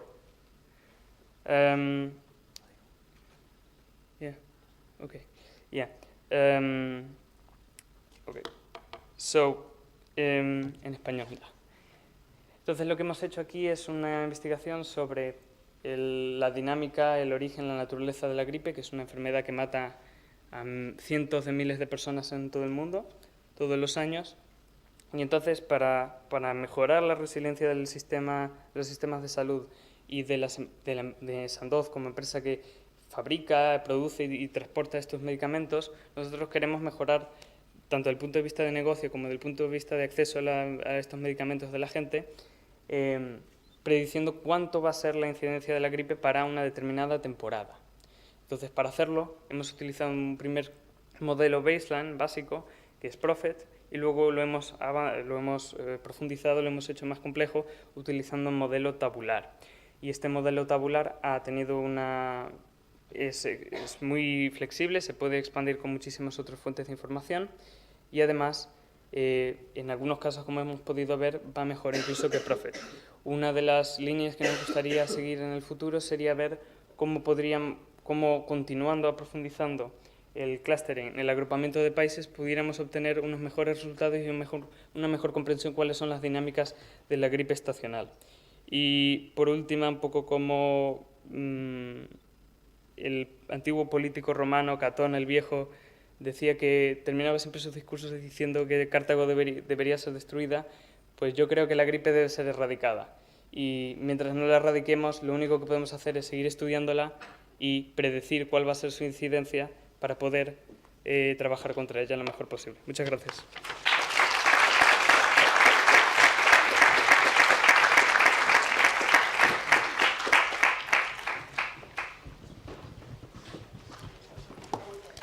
Bueno, pues con esto terminamos la primera parte de las presentaciones. Tenemos ahora media hora de descanso.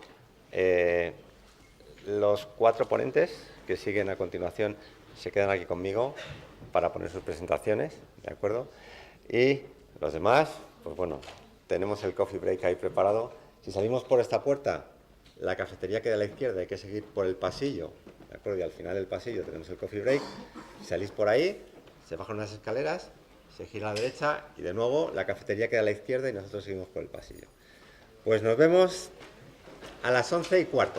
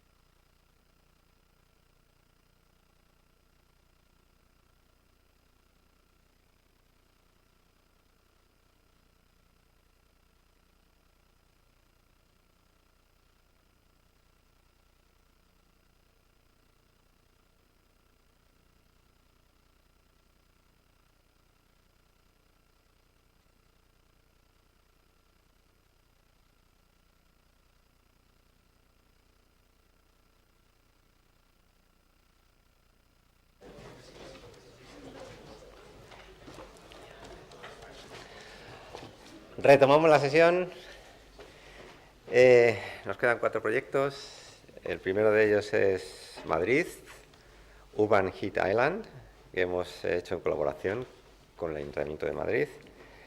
Y los estudiantes que han trabajado en el proyecto han sido Darío Cabezas, Natalia Carrasco, Jorge Garcelán y Miguel Ángel Ponce. Y presenta a Darío, cuando queráis.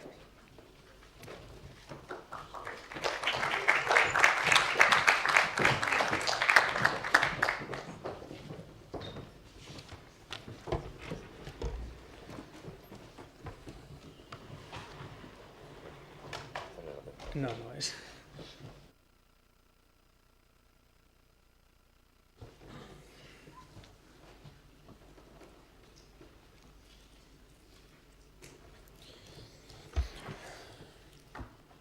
Good morning, my name is Darío, and today I will be presenting the project Madrid Urban Heat Island that we've made in collaboration with Ayuntamiento de Madrid. Before starting, my team, Jorge, Natalia, Miguel Ángel, and I would like to ask you a question. Do you know what the urban heat island effect is and its consequences?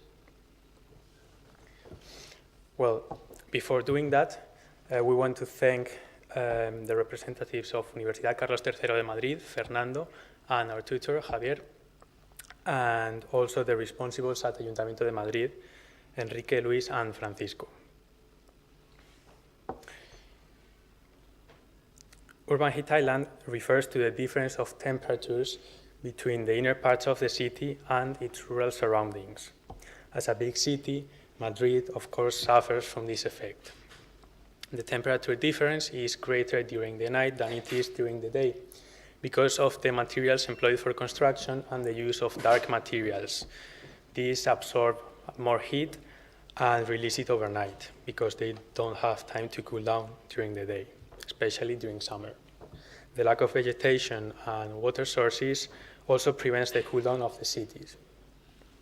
Climate change further amplifies the problem, and people are suffering the consequences. So given these problems, two tasks arise. First, to assess how big the problem is, and second, how to solve the problem. Heat is associated with health issues, and also it can lead to death. This graph shows the mortality of the summer of 2023, and in red, it appears the deaths attributed to the excess of temperature. As you can see, this is a serious issue. The city of Madrid is composed of 21 districts, which are then classified in neighborhoods, making a total of 131 neighborhoods. Now let's have a look at what we have done. Well, up to today, there are some works that study this problem, and the thing is that they do it at a district level, so they only consider a vulnerability index, vulnerability measurement for each of the districts in Madrid. However, this may not be sufficient to take efficient measurements against this problem.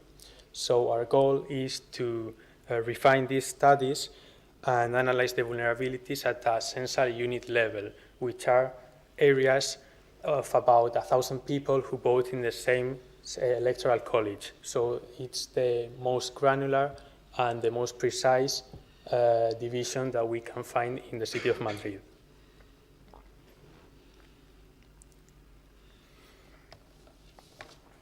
The procedure we followed is split in 3 phases. Phase 1 requires to gather data at the level of census units, which is the level that we want to work at.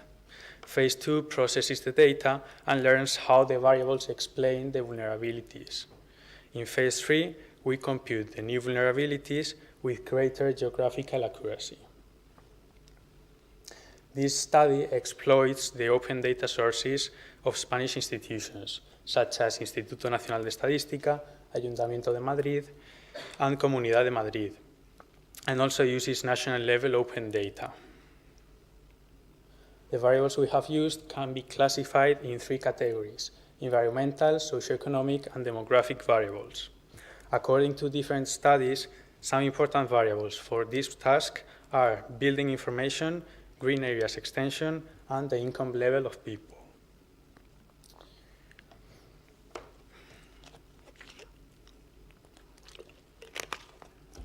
Statistically, the goal is to find a function that determines how important is each variable. Given the contribution of each variable, we can then compute the new vulnerability index linearly by simply multiplying the contribution of each variable with itself. Our work uses linear models. Our work uses linear models with the intention of generalizing better, given the low complexity of the data that we are working with.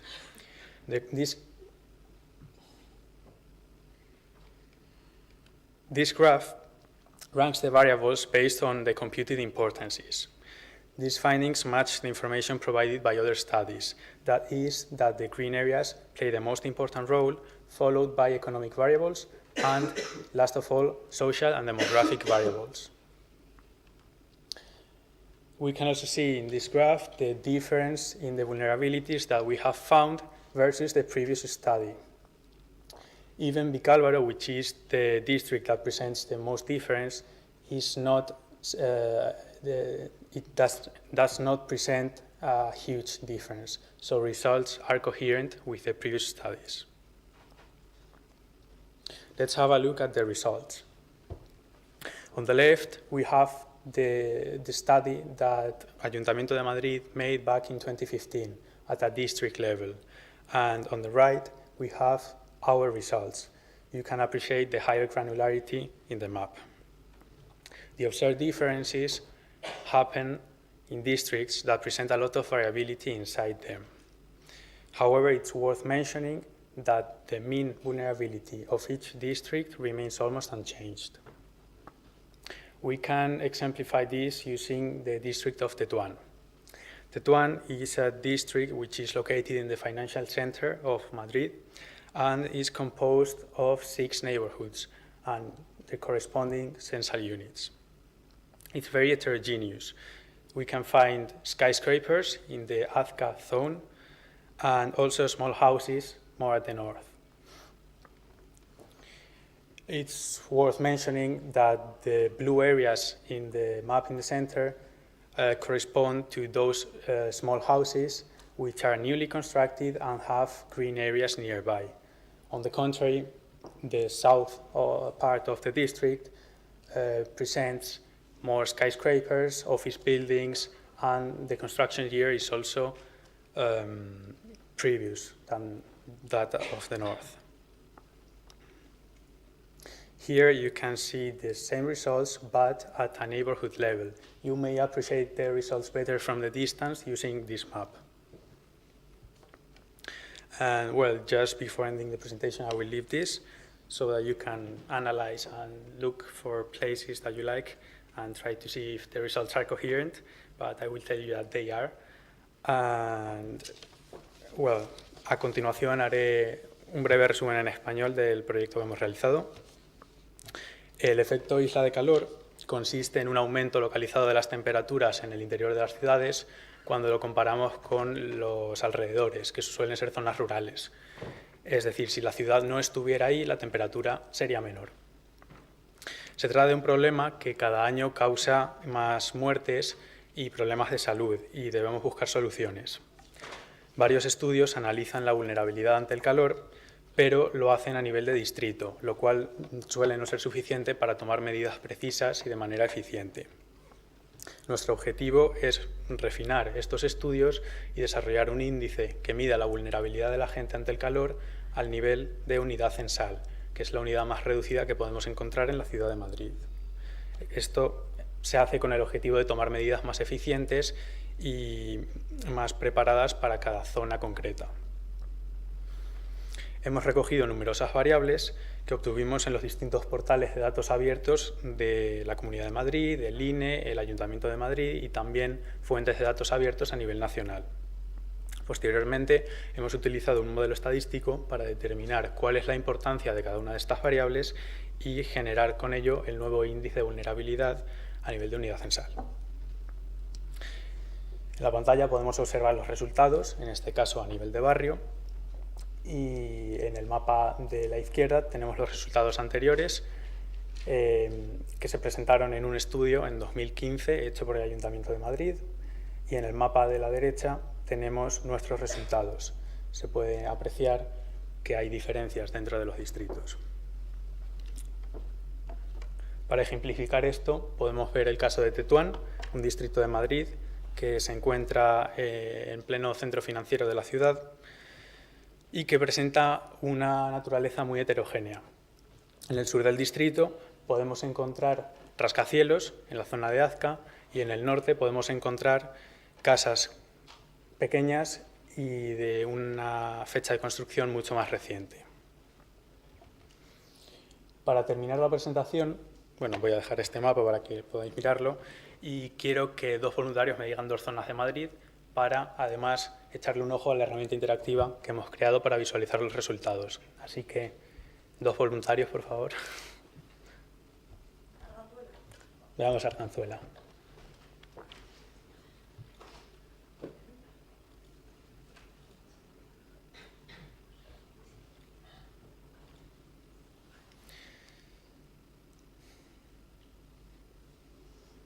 Bueno, es posible que en este ordenador vaya un poco más lento de lo que debería.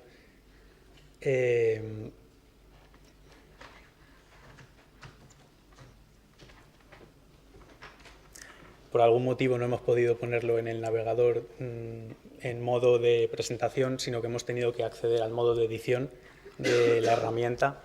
Es por eso que va un poco más lento, pero no debería funcionar así. Eso es, aquí tenemos el distrito de Arganzuela y podéis echar un ojo a los resultados. De nuevo, a la izquierda tenemos los resultados antiguos presentados en 2015 y a la derecha están nuestros resultados. Y, por favor, sí, ¿se ofrece otro voluntario? ¿Nadie? Bueno, veamos entonces el distrito de Villaverde, por ejemplo, que según nuestros compañeros del ayuntamiento es un buen distrito donde visualizar los resultados por las diferencias que presenta. Y aquí tenemos los resultados. Como podemos ver, la zona de San Cristóbal es la más vulnerable dentro de Villaverde, lo cual, de acuerdo con lo que nos han dicho en el ayuntamiento, es totalmente coherente, y las zonas de alrededor son menos vulnerables. Esto ha sido todo, espero que os haya gustado. Muchas gracias.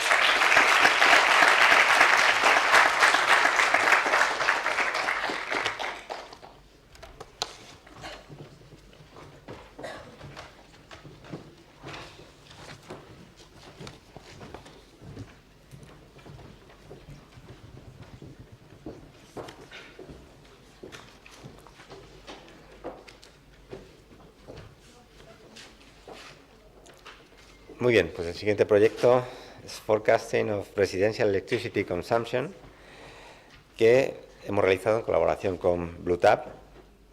Han participado en él David Esteban, Lucía León, Javier Lizcano, Paula Romo y Loren Ledbetter. Y presenta a David.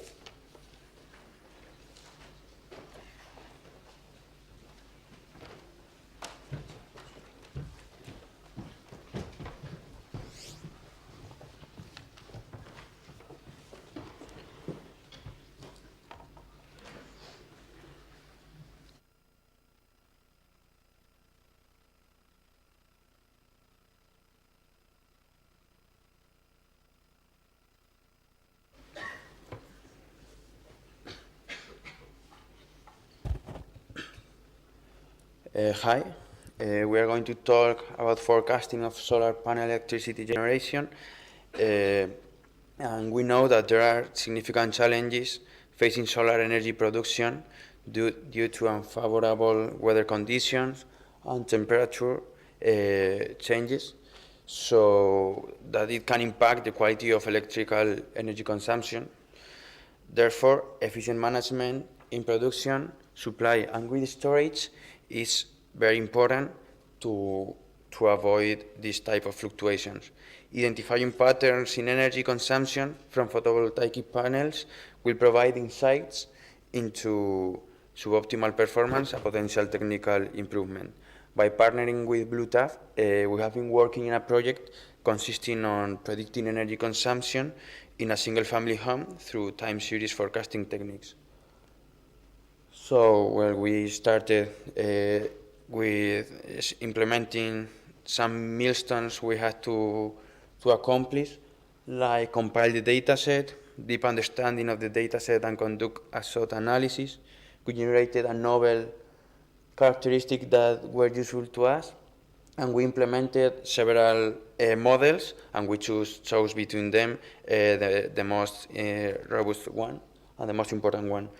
The data was extracted from the National Renewable Energy Laboratory from the United States, which contained a lot of information about building types, climate regions, residential and commercial building stocks. It also have information about particular buildings regarding its energy consumption, so that it has the value of along the year, the whole year, the time consumptions per 15 in a 15-minute slot of time. So from here we are going to use 3 different data sets that were extracted using web scraping techniques. The first one, which contains information about particular buildings regarding its energy consumption. The second one, which is a metadata dataset that contains information about its particular building, but not its energy consumption, but its particular characteristics like the size, the location, and so on. Each building has a unique ID, which make us able to merge both datasets. And the third dataset, which has information about regional energy consumption, so that we can compare the energy consumption in a particular region or state versus a particular building, which will help us to understand better the data. Regarding the exploratory data analysis, we implemented a lot of techniques in order to understand what is the data about. Here we can see one of the plots we got, which is basically a plot of the time series of total electric energy consumption.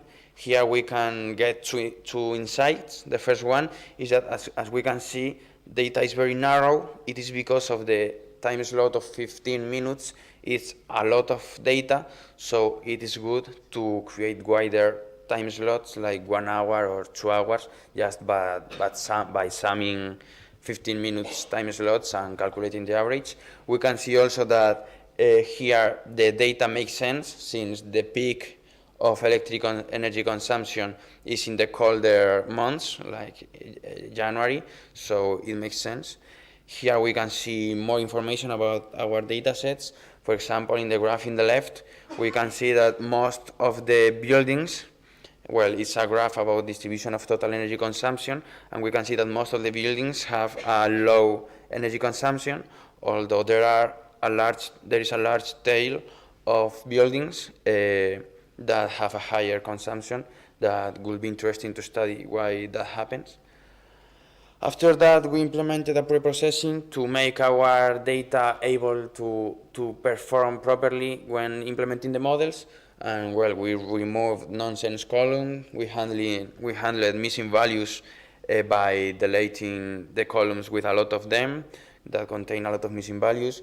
To perform outlier management, we implemented a min-max scalar algorithm, and we also implemented a dimensionality reduction through a PCA. Here we can see in the graph that along near the 35 principal components, it contains all the important information. So we decided to keep those 35 principal components so that our variables get reduced in 1/3 from the previous dataset. After that, we implemented clustering, which basically was done because since we had information for each building in particular, we had a lot of buildings and we have a large amount of data that made the model's performance complicated. So we decided to group buildings in groups with similar characteristics. So after implementing k-means and doing 20 iterations through the elbow method, we can see that 7 clusters is the optimal grouping number. So we chose it to group the different buildings into these 7 groups. After that, we merged the data set. We were working with 3 different data sets. Now we merge it so that we can start implementing the model with it. We again refined this new data set, applying PCA, data preprocessing, and so on. And well, regarding the model development, we implemented a state-of-art study in which we saw other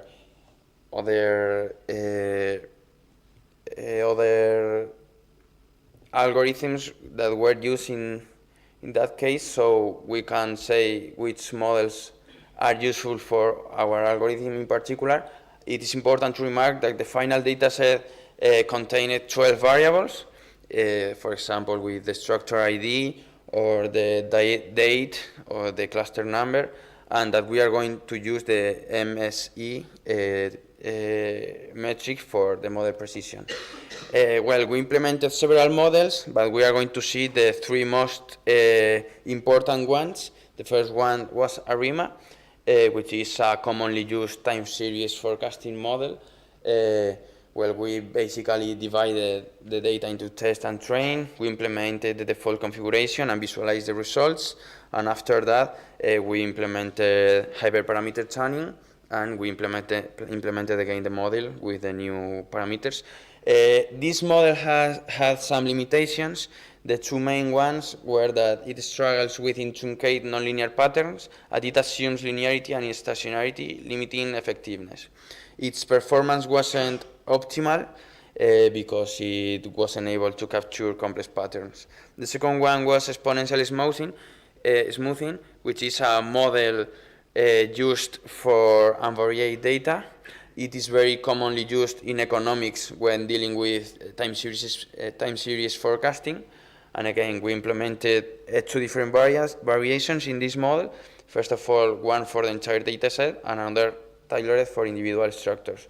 And we implemented the model and again studied the performance through the MSE.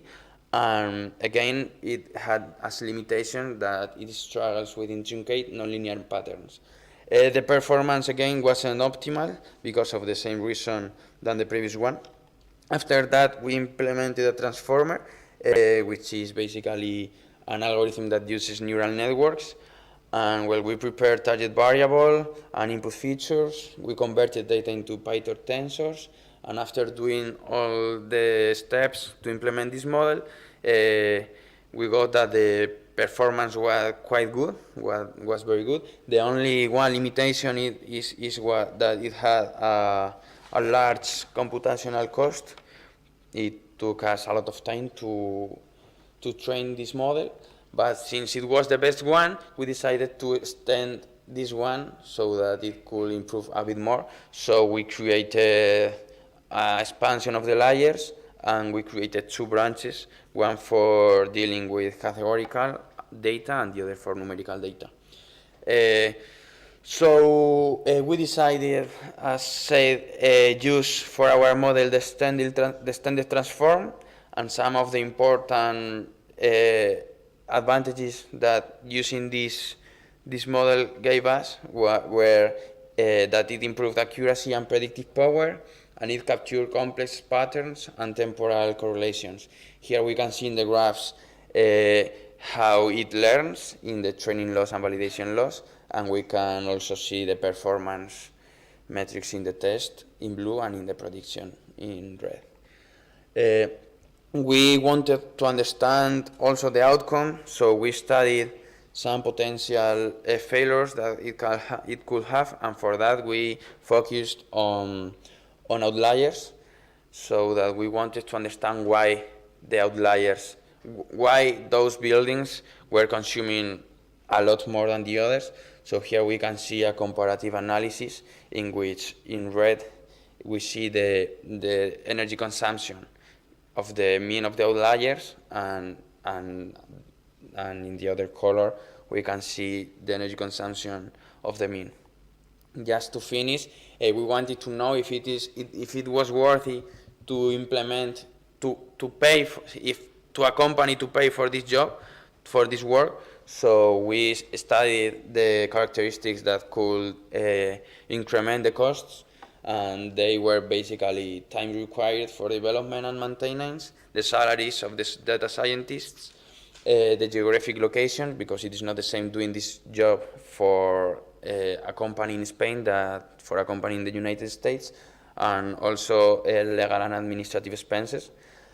And finally, if we were going to continue working on it, we would like to focus on plan to broaden the dataset with more localized and geographically diverse data for richer analysis, and we would like to investigate the integration of external factors like weather, which couldn't be taken into account in this study, but that would be very interesting to study also. So, ahora voy a explicar un poco en español lo que hemos hecho. Básicamente, teniendo en cuenta que el gasto de energía solar, o sea, que el uso de energía, que la producción de energía solar puede variar mucho en función de circunstancias externas, si conoces el consumo de energía de los edificios en concreto, puedes optimizar el uso de la energía de tal manera pues que puedas optimizar al mismo tiempo pues el uso de la producción de energía solar. Por lo tanto, pues hemos trabajado junto con BlueTab en un proyecto en el que tratábamos de predecir la energía mediante series temporales que consumía edificios en los Estados Unidos. Todos los datos fueron accesibles desde National Renewable Energy Laboratory, que es una página web de Estados Unidos, y nosotros cogimos 3 datasets. El primero con información concreta sobre el gasto de energía de los edificios a lo largo de un año en periodos de 15 minutos. O sea, te daban la media de gasto cada 15 minutos de un edificio a lo largo de un año. El segundo dataset, que es información sobre esos edificios, pues que pueden ser útiles para entender un poco por qué ese edificio gasta tanto o no gasta tanto, pues como puede ser el tamaño del edificio, la localización y todas esas cosas. Y un tercer dataset en el que se nos ofrecía el valor, o sea, el gasto de energía no por edificios sino por regiones. Hicimos un análisis exploratorio en el que pues, se puede ver, por ejemplo, aquí que intervalos de 15 minutos crea una base de datos demasiado grande, por lo que es conveniente crear intervalos un poco más amplios, como de 1 hora o 2 horas. Y también se puede ver cómo los datos tienen sentido, puesto que los gastos son mayores en los meses de mayor frío. Para el preprocessing pues implementamos los algoritmos para lidiar con missing values, con outliers. Elegimos 35 principal components que se quedaban con la práctica totalidad de la información, y reducimos de esa manera mucho la dimensionalidad. Y una cosa muy importante que tuvimos que hacer fue un algoritmo de clustering, porque para nuestro dataset cada edificio era como una variable concreta, entonces predecir para todos los edificios de esa manera como que creaba una base de datos y un algoritmo demasiado largo y demasiado grande e impracticable, de tal manera que decidimos pues agrupar los edificios que tuvieran características concretas para hacerlo todo más sencillo. Y nos salieron, tras aplicar k-means, pues nos salieron 7 clusters, así que eso es lo que hicimos. Y nada, después de juntar ya los 3 datasets en un dataset, pues implementamos 3 modelos: ARIMA, Exponential Smoothing y Transformer Model. Y como el que mejor resultados daba a la hora de predecir era Transformer, pues creamos una versión mejorada de este Transformer que pudiera incrementar aún la predicción mejor. Y Y nada, básicamente después también hemos hecho algún análisis para entender un poco más por qué los edificios pues tenían más gastos, los que eran outliers, ¿no? Y pues por último, para ver hasta qué punto merecería la pena a una empresa la contratación de estos servicios de consultoría, pues también hemos pensado sobre cuáles serían los gastos, ¿no? Que pues básicamente serían el tiempo requerido para la producción del algoritmo, el salario de los científicos de datos, la localización, en función de la localización geográfica, pues el precio variará, puesto que no es lo mismo hacer un trabajo de consultoría en España que en Estados Unidos, y luego pues también hay que tener en cuenta gastos administrativos. Y por último, si siguiéramos trabajando en esto, pues nos gustaría enfocarnos sobre todo en integrar factores externos, así como el tiempo que hace en función del día, que podría dar mucha información interesante a nuestro trabajo, pero que pues no ha sido posible implementarlo para estos días. Y esto sería todo.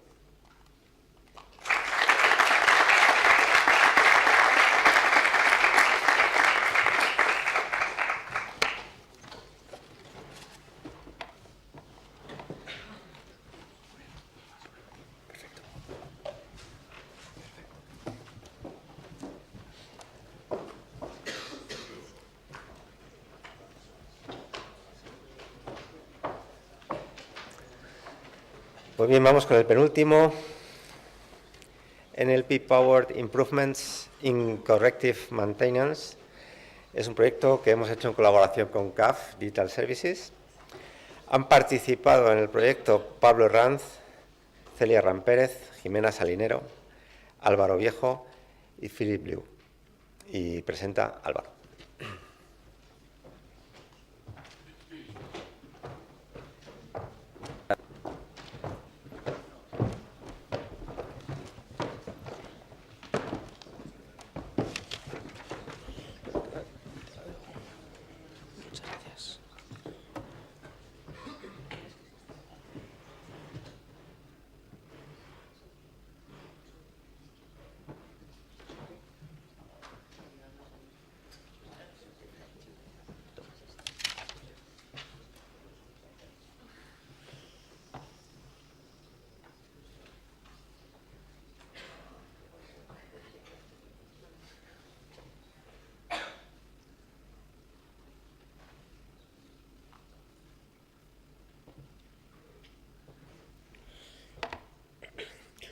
Okay, good afternoon.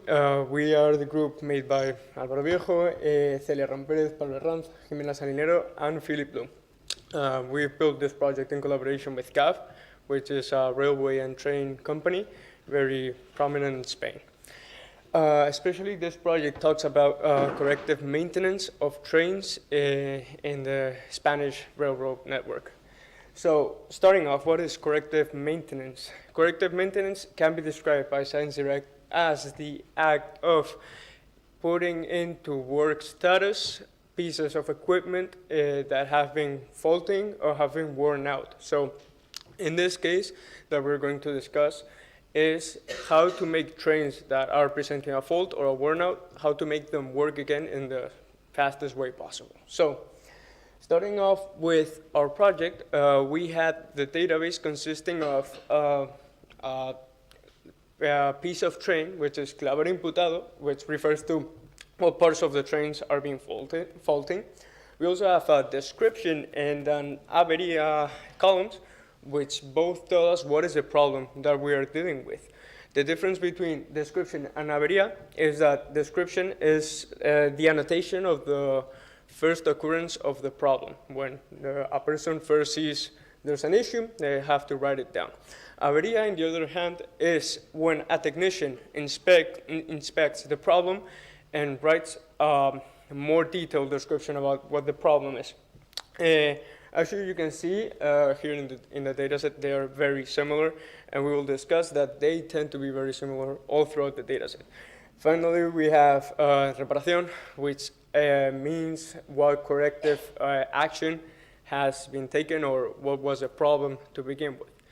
So, Starting off with our project, as most common machine learning projects, is a cycle. So we first start with cleaning our data, and then we have to do something with it. In this case, as we said, we wanted to predict what the corrective action was in the case of an avería.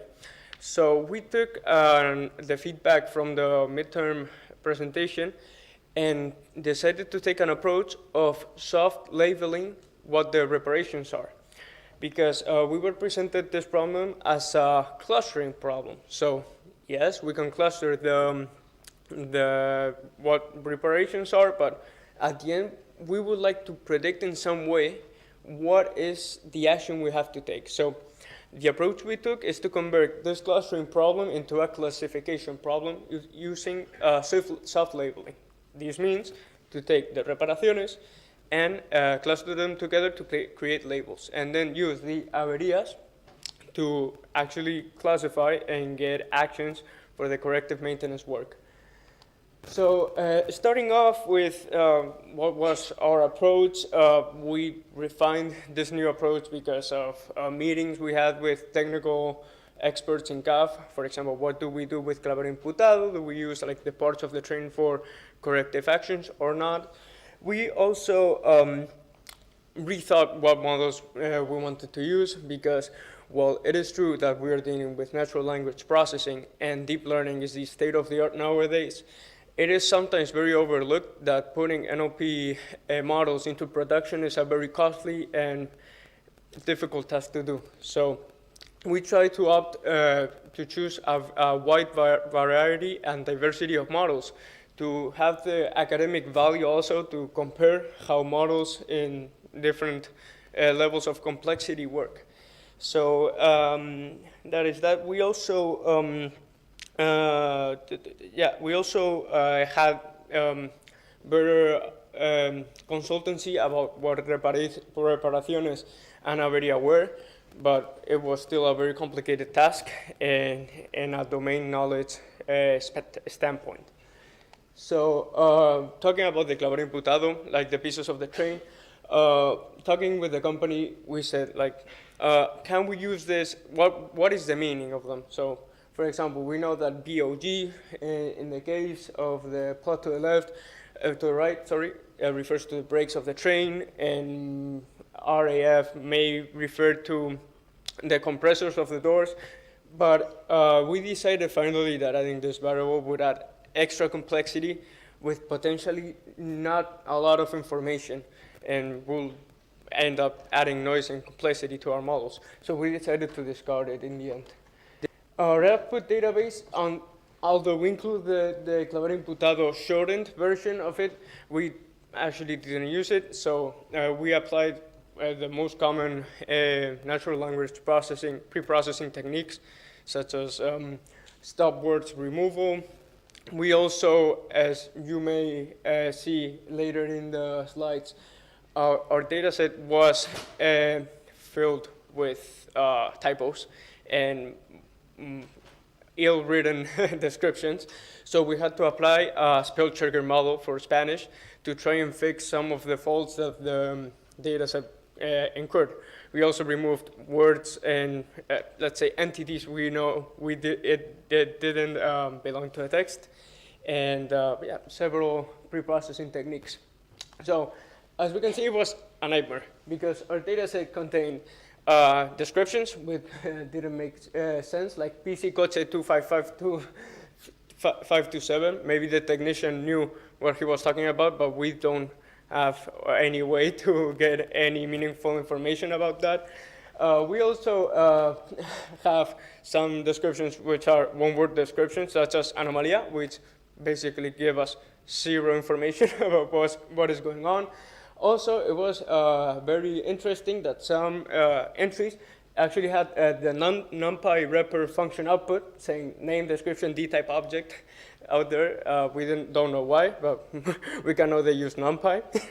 So we have to clean these things out. Also, we can see like we have, instead of comprobar, comprer, and lots of typos all throughout the text, which made the data set extremely difficult to work with. Another complexity this dataset had is that most varias may have several reparaciones.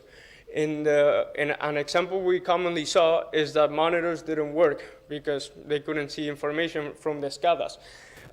Some reparations were, oh, the monitor is working fine, it's just shut down, it's like turned off, or sometimes the drivers didn't work, so the reparación was to load up software, or sometimes the monitor was broken.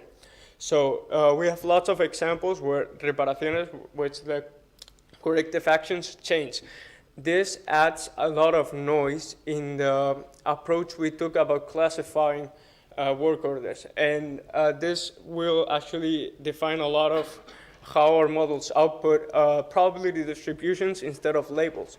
As we try to attack this, let's say, noise by giving a technician, user of the models, actually several outputs that would be the possible corrective actions to take. So in the cleaning aspect, we can see that before cleaning, we have lots of stop words and words that don't make sense. And we actually see that after cleaning, we can see, for example, sand, compressors, maybe words that may be useful to understand what's going on. Also, we can see that in frequency, we stop having stop words, and then we'll see we have more useful words to work with. Same thing with reparación. We can see that we have funcionar, correcto, anomalía once cleaned instead of stop words. Same thing in the distributions. We have coche, cambiar, puerta, fallo, which are mainly more informative words for NLP. So we start with clustering.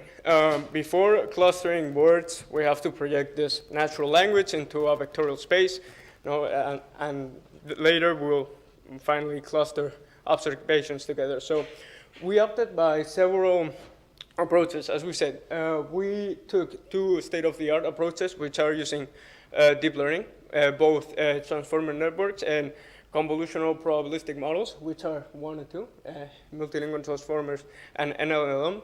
The difference between these two models is, as a multilingual transformer may suggest, is also trained for several languages, not only Spanish, while an NLP is trained for only Spanish. A big difference is that the transformer outputs 512 length word vectors, while the second model is significantly shorter, giving us 128 length vectors.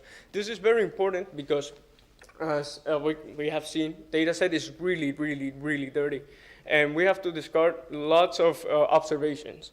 And starting off, we didn't have lots of data either, counting with 9,000 entries, which got reduced to 3,000 more or less.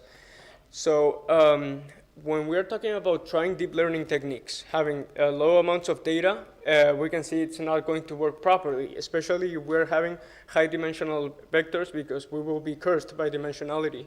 Not having enough training data will make our models very noisy, our deep learning models very noisy, and have a high variance, which is not wanted in most settings. So we also tried simpler ways of embedding, which is word-to-vec and Glove. They are both very similar. Well, word-to-vec is most famous, like we would say. It's also easier to find word-to-vec embeddings online in Spanish than Glove embeddings. So we went with word-to-vec, and we tried to make our own Glove embeddings ourselves using the Stanford C source in the original, let's say, optimizer for the vectors. The bad part is that, as said, we have few clean observations in our data set, so we didn't have enough information to create meaningful vectors for Glove. So we ended up discarding the method. And as for word-to-vec, as we used the a Spanish corpus made of newspapers and Wikipedia articles, but most of them don't contain the technical language used when working with trains. So they weren't meaningful either. And word-to-vec, we ended up using it, but it was, let's say, moved to the background in this situation because of its performance. So when talking about clustering, we have tried simple distance methods as k-means, hierarchical clustering methods, and also density-based methods. So k-means is a very well-known clustering algorithm, maybe sometimes used as baselines for most models, for most projects. But in this case, we have very noisy and nonlinear data. So k-means ended up generating clusters that weren't separated at all. They were basically just noise, ended up adding maintenance corrections all together, maybe to shut down the train and to fix a monitor in the same group, which wouldn't make a lot of sense. Same happened with hierarchical clustering, where the noise made us, the metrics told us that the best clustering possible was to have a separate cluster for each observation, which made no sense. And also it was more difficult to make sense out of hierarchical clustering when to decide how many clusters we took. And finally, we tried with dbScan, which is a density-based clustering algorithm, which worked out to be the best one because it sorted out which observations were actually useful in part of a same cluster, apart from all the noise. So it worked both ways. For using the data set as a clustering technique and clustering or reparaciones, but also cleaning all the outliers that we wouldn't be able to classify. And dbScan turned out to be the best for our project, and we ended up doing the self-labeling with it. We also tested probabilistic models as the Gaussian mixture models, just to put a little bit of more statistical math behind the modeling. And we used scikit-learn for that, and we used two different, let's say, evaluation metrics: the silhouette score and the Kalinski-Harabas index, and also the Davis-Boulding score. Both of them, the most interesting, they told us to use two clusters, which wouldn't make any sense in this case, and also it was difficult to make sense the output of the Gaussian mixture models. So we ended up also discarding the model, the embedder all around. So model selection, as I said, in the embedded part, we decided to make the labels for dbScan. So we have to now classify those soft labels with the varias. As we said, noisiness made us decide to give probability output to decide which were the most likely corrective maintenance actions we could take. And also we decided to make, we manually decided to balance all the classes out because not all corrective maintenance orders appeared in the same frequency, let's say. So we didn't want to foreshadow the less frequent ones.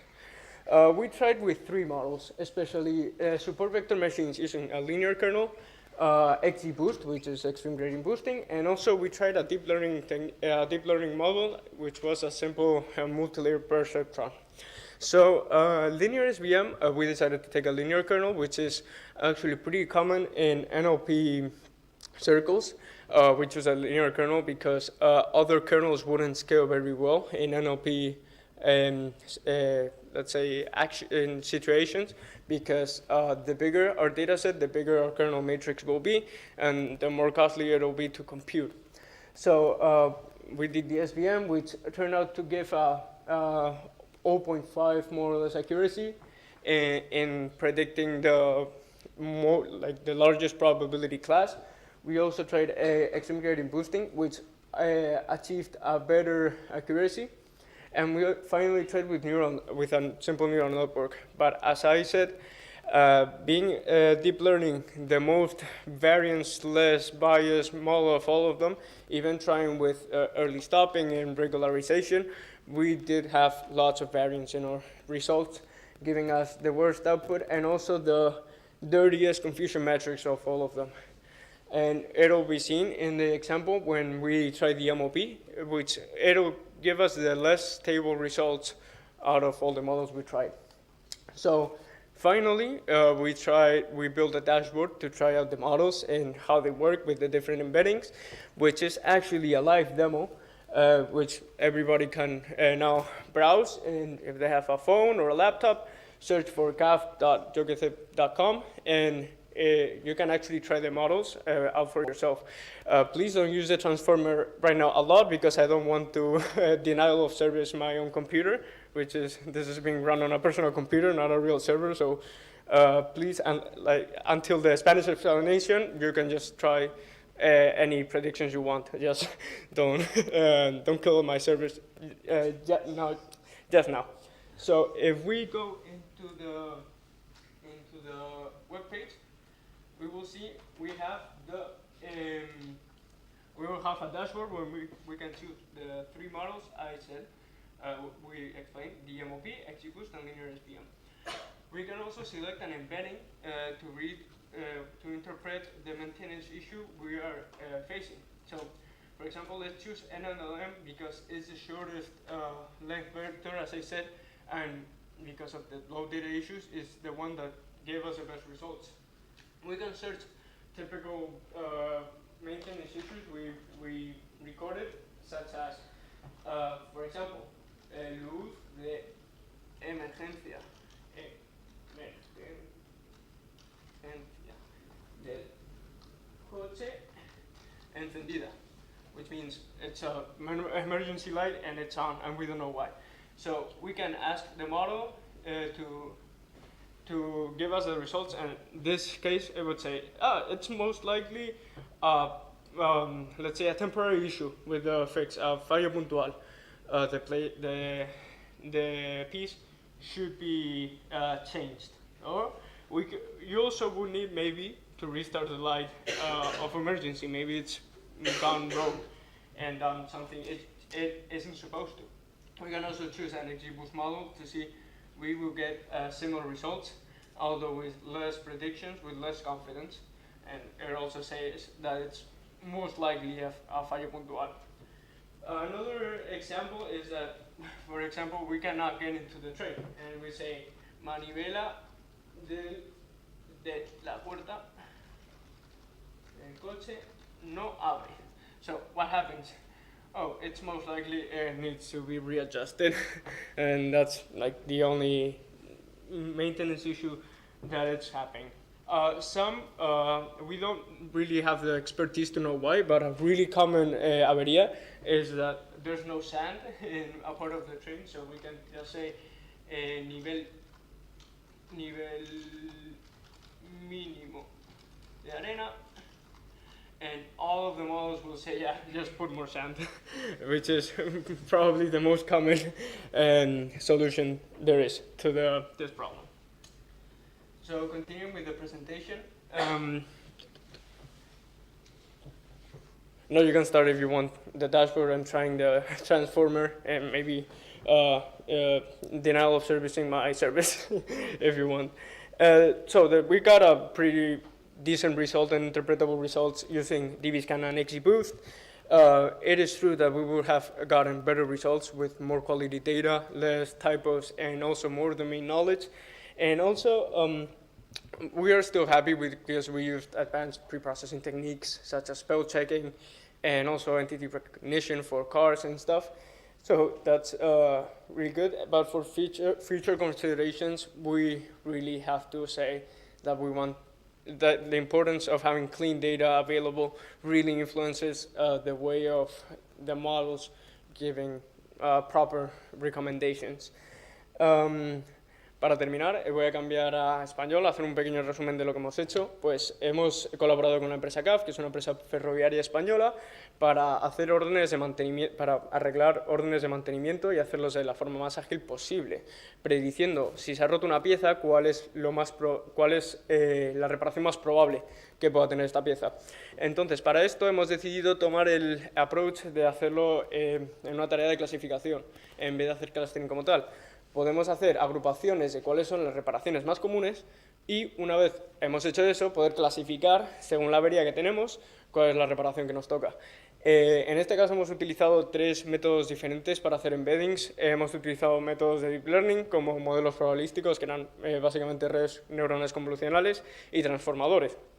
También utilizamos métodos más sencillos como Word2Vec y Glove, y aunque estos, dado a que teníamos un dato muy ruidoso nos enfrentábamos a una cantidad de datos bastante restringida, no nos dieron buenos resultados, especialmente entrenándolos nosotros para nuestro dataset, ya que contenían palabras muy específicas y muchas faltas de ortografía, muy específicas al entorno de reparación de trenes. También no nos vinieron bien modelos como el Transformer, ya que daban vectores muy grandes. Y a la hora de entrenar modelos de Deep Learning, teníamos la maldición de la dimensionalidad, dado que no teníamos suficientes datos para entrenar, por ejemplo, redes neuronales.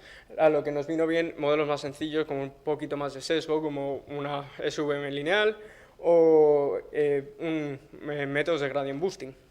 Al final utilizamos eso, pero para combatir el ruido decidimos que en vez de sacar de output una label, decidimos sacar una probabilidad con las labels y sugerir al usuario, al técnico, cuáles serían los arreglos más comunes o más probables para cierta avería.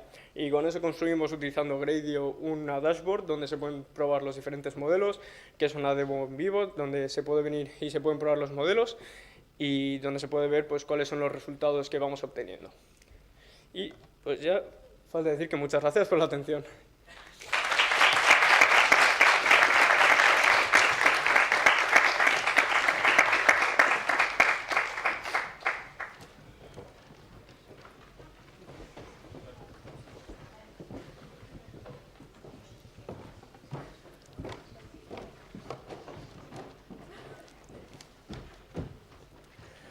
Bueno, no hay duda de que es el año del procesado del lenguaje natural.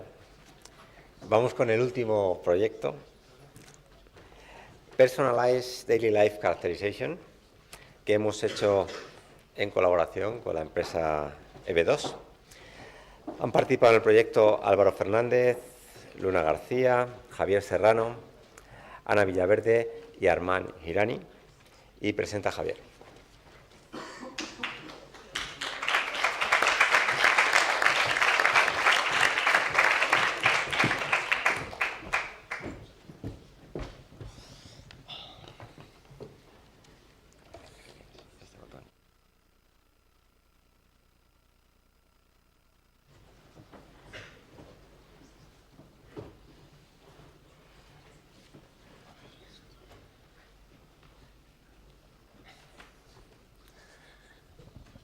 Okay, so good morning to you all. I'm going to present the project we did collaborating with EB2. And well, our group was formed by Ana, Álvaro and Luna, and also Armand, who is not here. We collaborated with EB2, which is a cutting-edge technology startup specialized in the development of machine learning-based solutions for behavior evaluation to provide useful information to help improve individual well-being. They, in fact, developed an app that measures a patient's behavior and helps to answer a clinical need. Okay, and the problem we were asked to solve was, well, I'm going to explain it now. Imagine this is John, which is a patient of EB2. We want to know how are his daily routines and habits and what he does in a normal day. What is he doing at a specific moment? Is he working, eating, sleeping? How far is his work from home? And the thing is, how can we know this without asking him? Because if we ask him, this would not have any interest. What we have is access to the data of his electronic devices, such as smartphones and smartwatches. And as this is a data science project, we are going to use different algorithms and process all the data that was contained on these electronic devices with the objective that we use this data and transform it into useful information that can allow us predict the routines and the habits of John and the other patients. In fact, this is already a task that, for example, Meta has carried out, since they know most of the times what you're doing without asking you, just with your location and other data they have.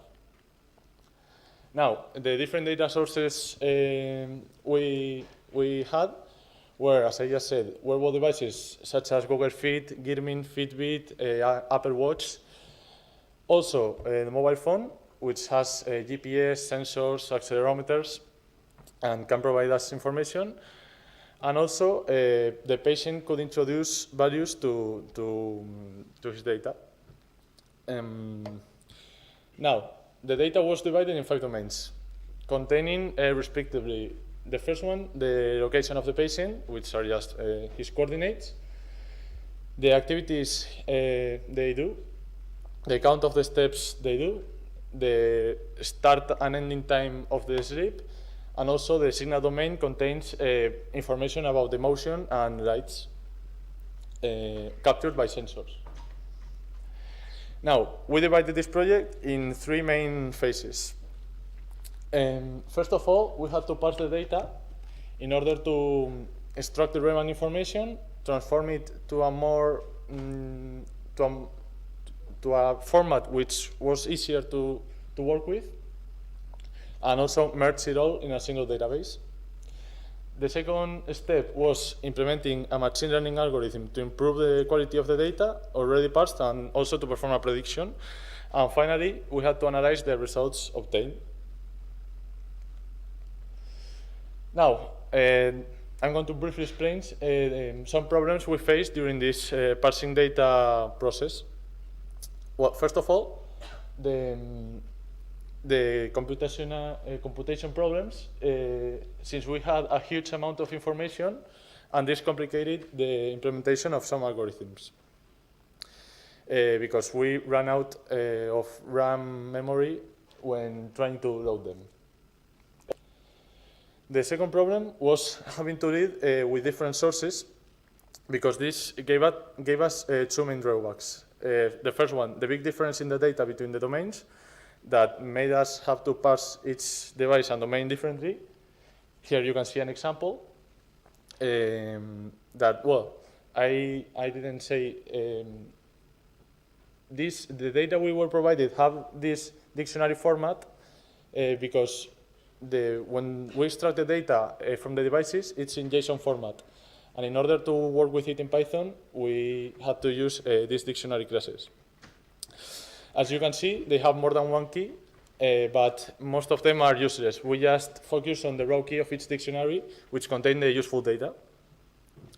And, well, the fact of using data coming from different sources also made us have duplicated data, which means for the same user and the same date, duplicated entries containing different information between them.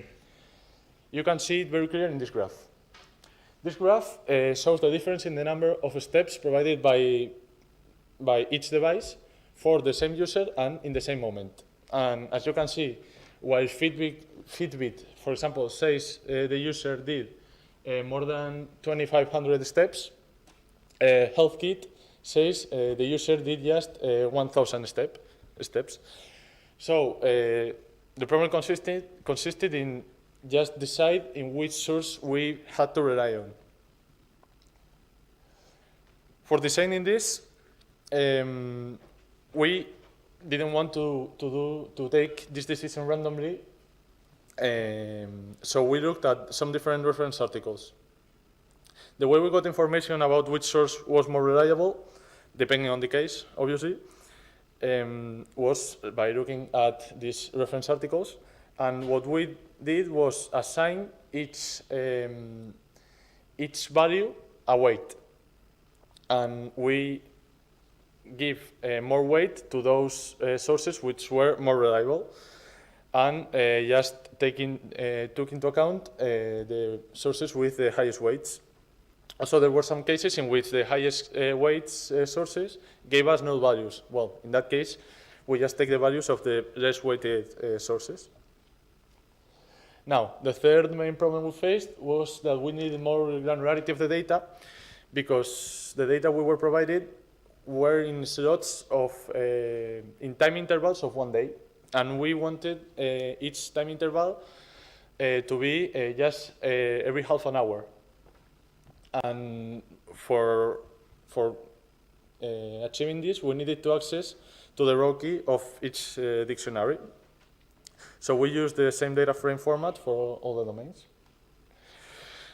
Here you can see how was the data at the beginning in the left, which is an example of the activity domain. And well, at the left, you can see the different activities done during the day.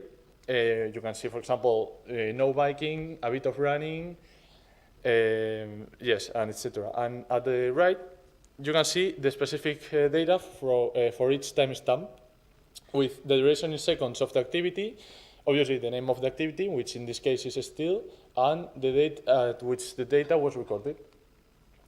And here you can see how our data looked like after this parsing step. You can see we transformed the data into the JSON format to CSV data frames.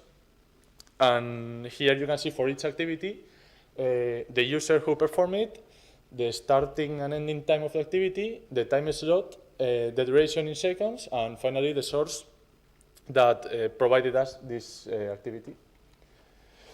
And finally, the last problem we faced was the big amount of missing information with many null values and many null rows, especially for location and activity domains. This was a big problem because the clustering techniques used could not work with missing values, resulting in some cases in which the user did not have any entry.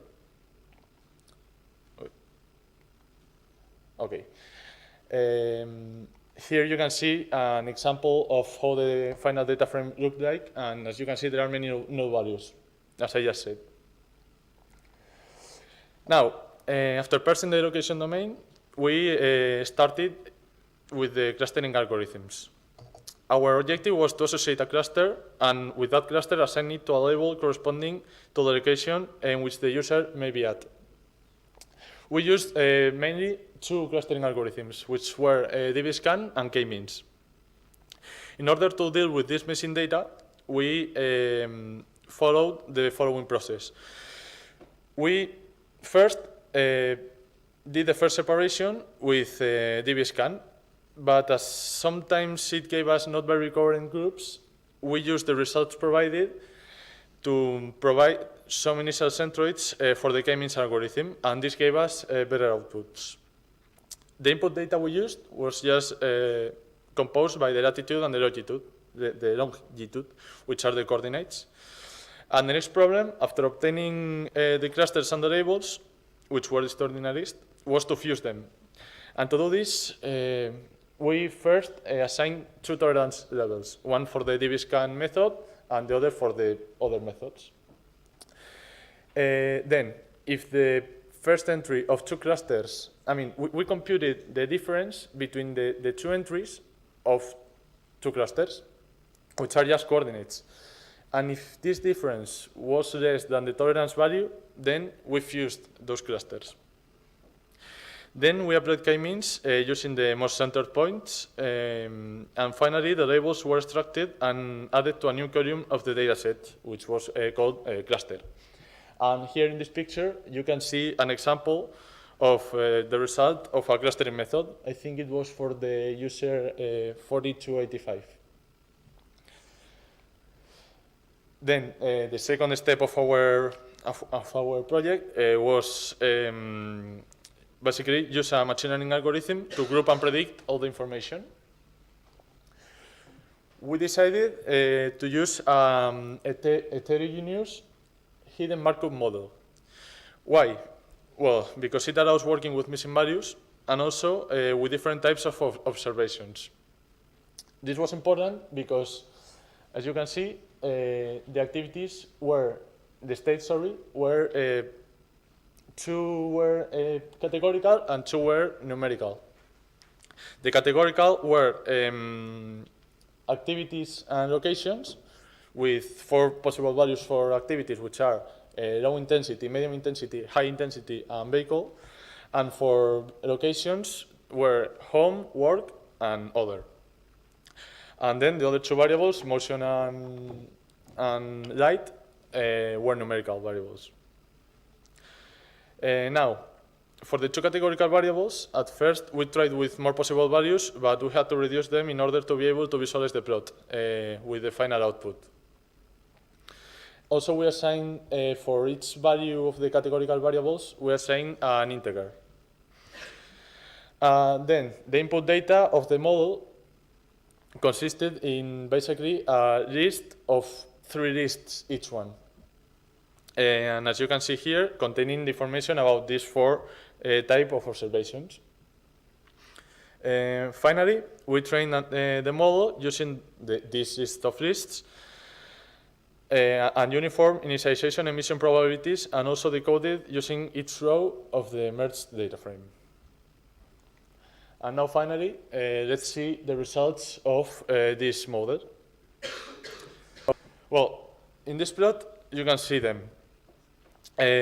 Well, we filled the new values of motion and lights, which were the same as the ones obtained without, for this graph, we had filled the new values for motion and light, and was exactly the same result we obtained without filling them. Each of the states, in this graph there are 4, each of them represents one of the possible combinations between the activity and location values. By looking at the results, we could arrive to the following conclusions. In state 0, is composed of medium intensity activities, like for example, walking. With respect to the location, in this concrete state, it was a noun, and for the numerical variables, the motion values were around 5, and the light were around 2.5. Then the next state, the 4th, is formed by the medium intensity activities at work with values of motion between between 10, and for the light already very close to 10. Then the state 7 contains low intensity activities such as sleep and still, and also medium intensity activities at work location with values of motion between 5 and 15 for the motion, as I said, and for the light between 2.5 and 5. And for this state, it makes more sense that the activity is either still or walking by taking a look just at the motion and light values.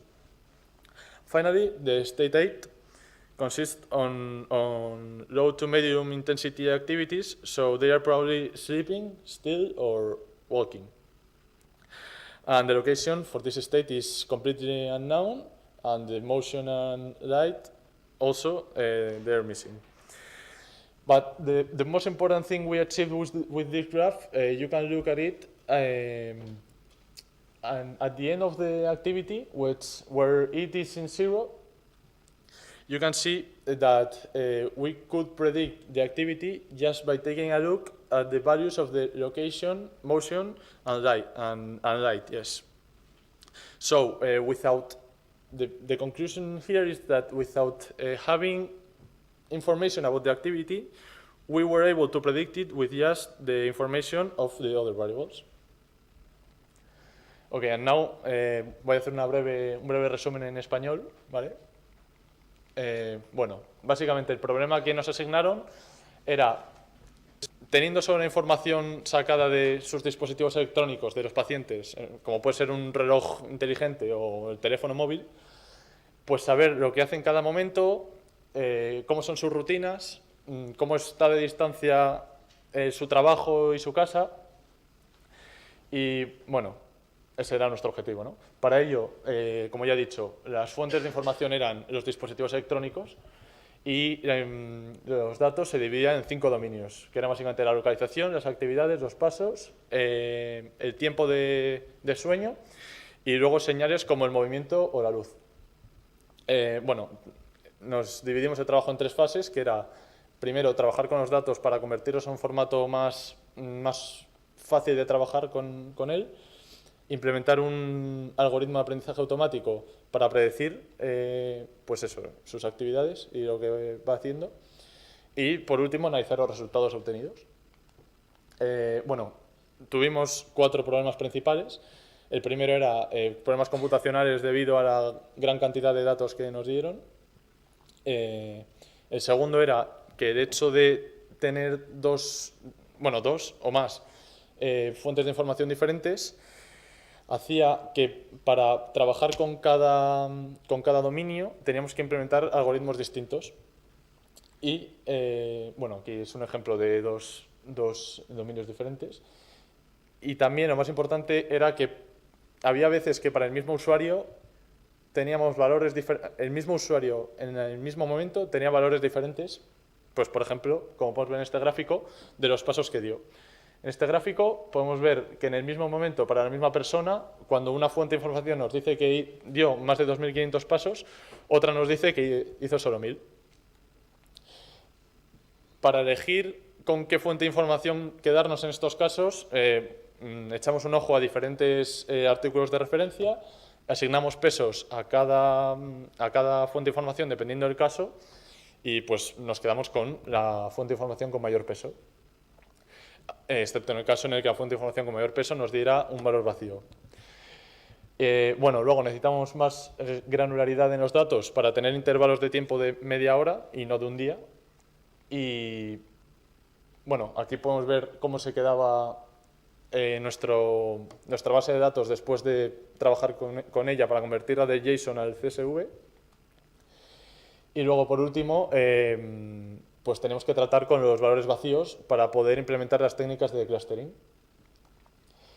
Luego, básicamente, para poder implementar, como acabo de decir, estas técnicas, tuvimos que usar tanto dbScan como k-means.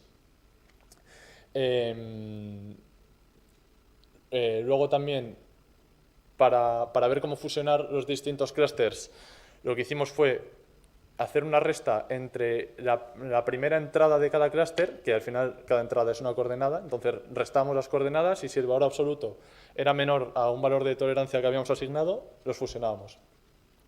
Y tuvimos que pues, asignar un nombre a cada clúster. Luego, el aprendizaje automático, el algoritmo que usamos fue un HMM heterogéneo con 4 estados diferentes. Cada estado era una combinación entre cada uno de los posibles valores de actividades y localizaciones. El input para el modelo era una lista de listas, como podéis ver ahí, conteniendo información de los 4 diferentes estados. Perdón, sí, eso. Y básicamente el resultado final que obtuvimos fue esta gráfica, en lo que más podemos resaltar es el hecho de, cuando no teníamos información sobre la actividad, poder predecirla con los valores de las otras variables. Y yo creo que hasta aquí la presentación. Me gustaría agradecer a Antonio por estar ahí siempre que lo hemos necesitado y poder tener una tutoría siempre, pues eso, que teníamos alguna duda.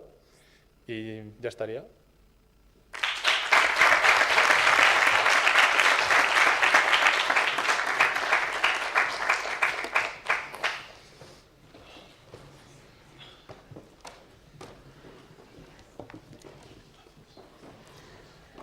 Muy bien, pues con esto termina la presentación de los proyectos que hemos hecho este año.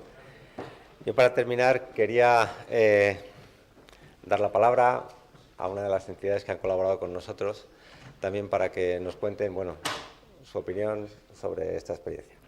Así que hoy hablará en nombre de las entidades colaboradoras Adriana Rojas de SAS.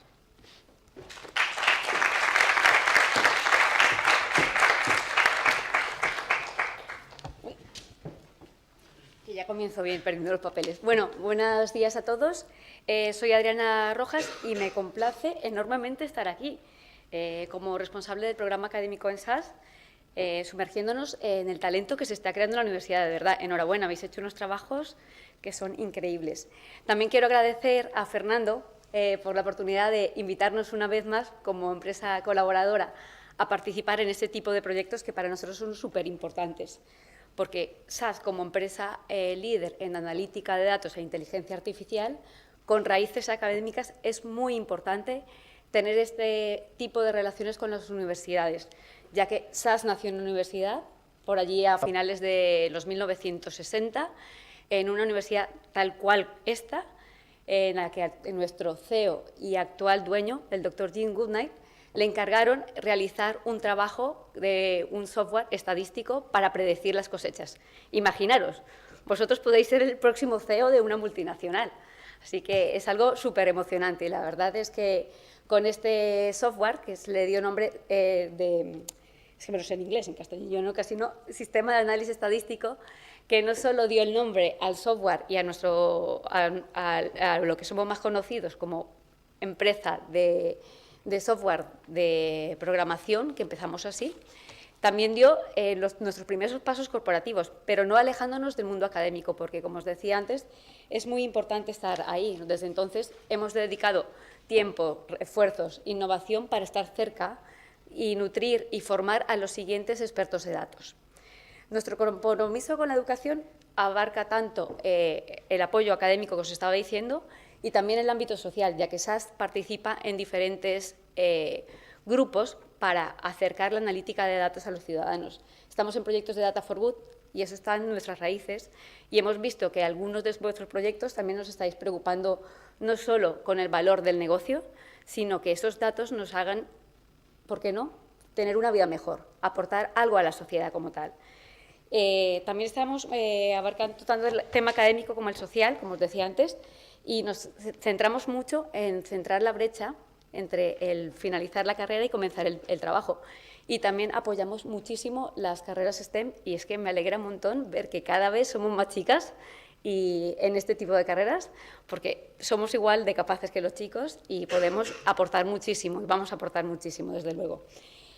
Pues eso, también trabajamos codo a codo con las universidades para diseñar programas académicos, crear programas, participar en la medida que nos sea posible para que los profesionales de mañana pues, puedan presentarse a este tipo de trabajos que vais a estar desarrollando en el mundo, que está el mundo del dato, ¿no?, en esta digitalización y adaptación al mundo del dato. Bueno, hablando de proyectos recientes, en los últimos 2 años, que este es el segundo, ¿no, Fernando?, que nos habéis invitado, hemos tenido el privilegio de participar en iniciativas que nos han permitido observar cómo se está creando este impresionante talento, pero no solo quiero decir el conocimiento. En el caso de este año también hemos podido ver cómo los estudiantes tienen esa adaptabilidad y capacidad de aprendizaje. O sea, nos habéis dejado encantadas con la presentación de hoy, chicos. De verdad que queríamos que fuerais un poco más allá y de verdad que lo habéis conseguido hoy.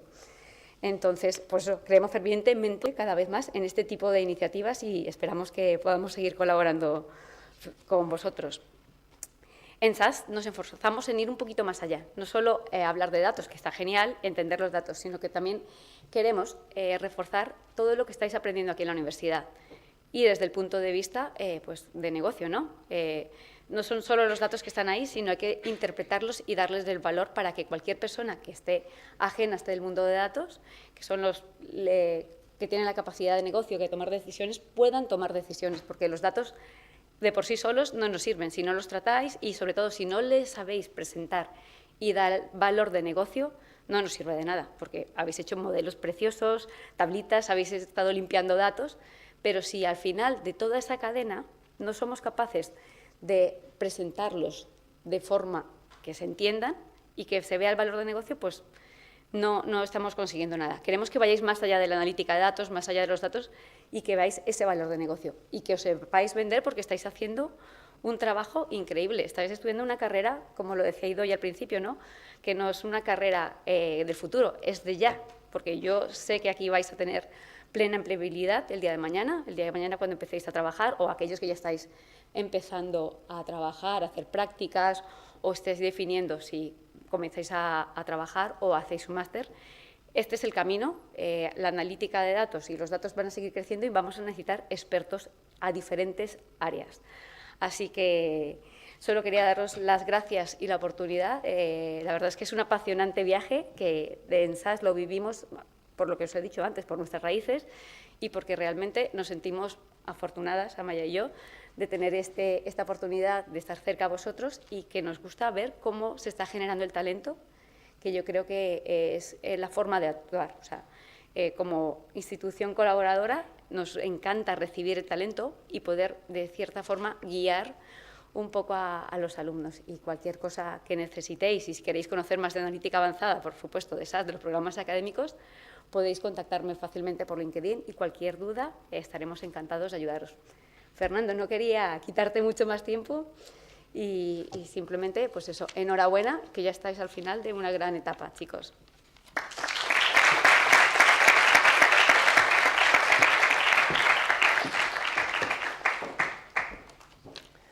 Muy bien, pues tenemos 20 minutos libres ahora, porque el catering para hacer ese pequeño networking estará listo hasta a las 2, más o menos.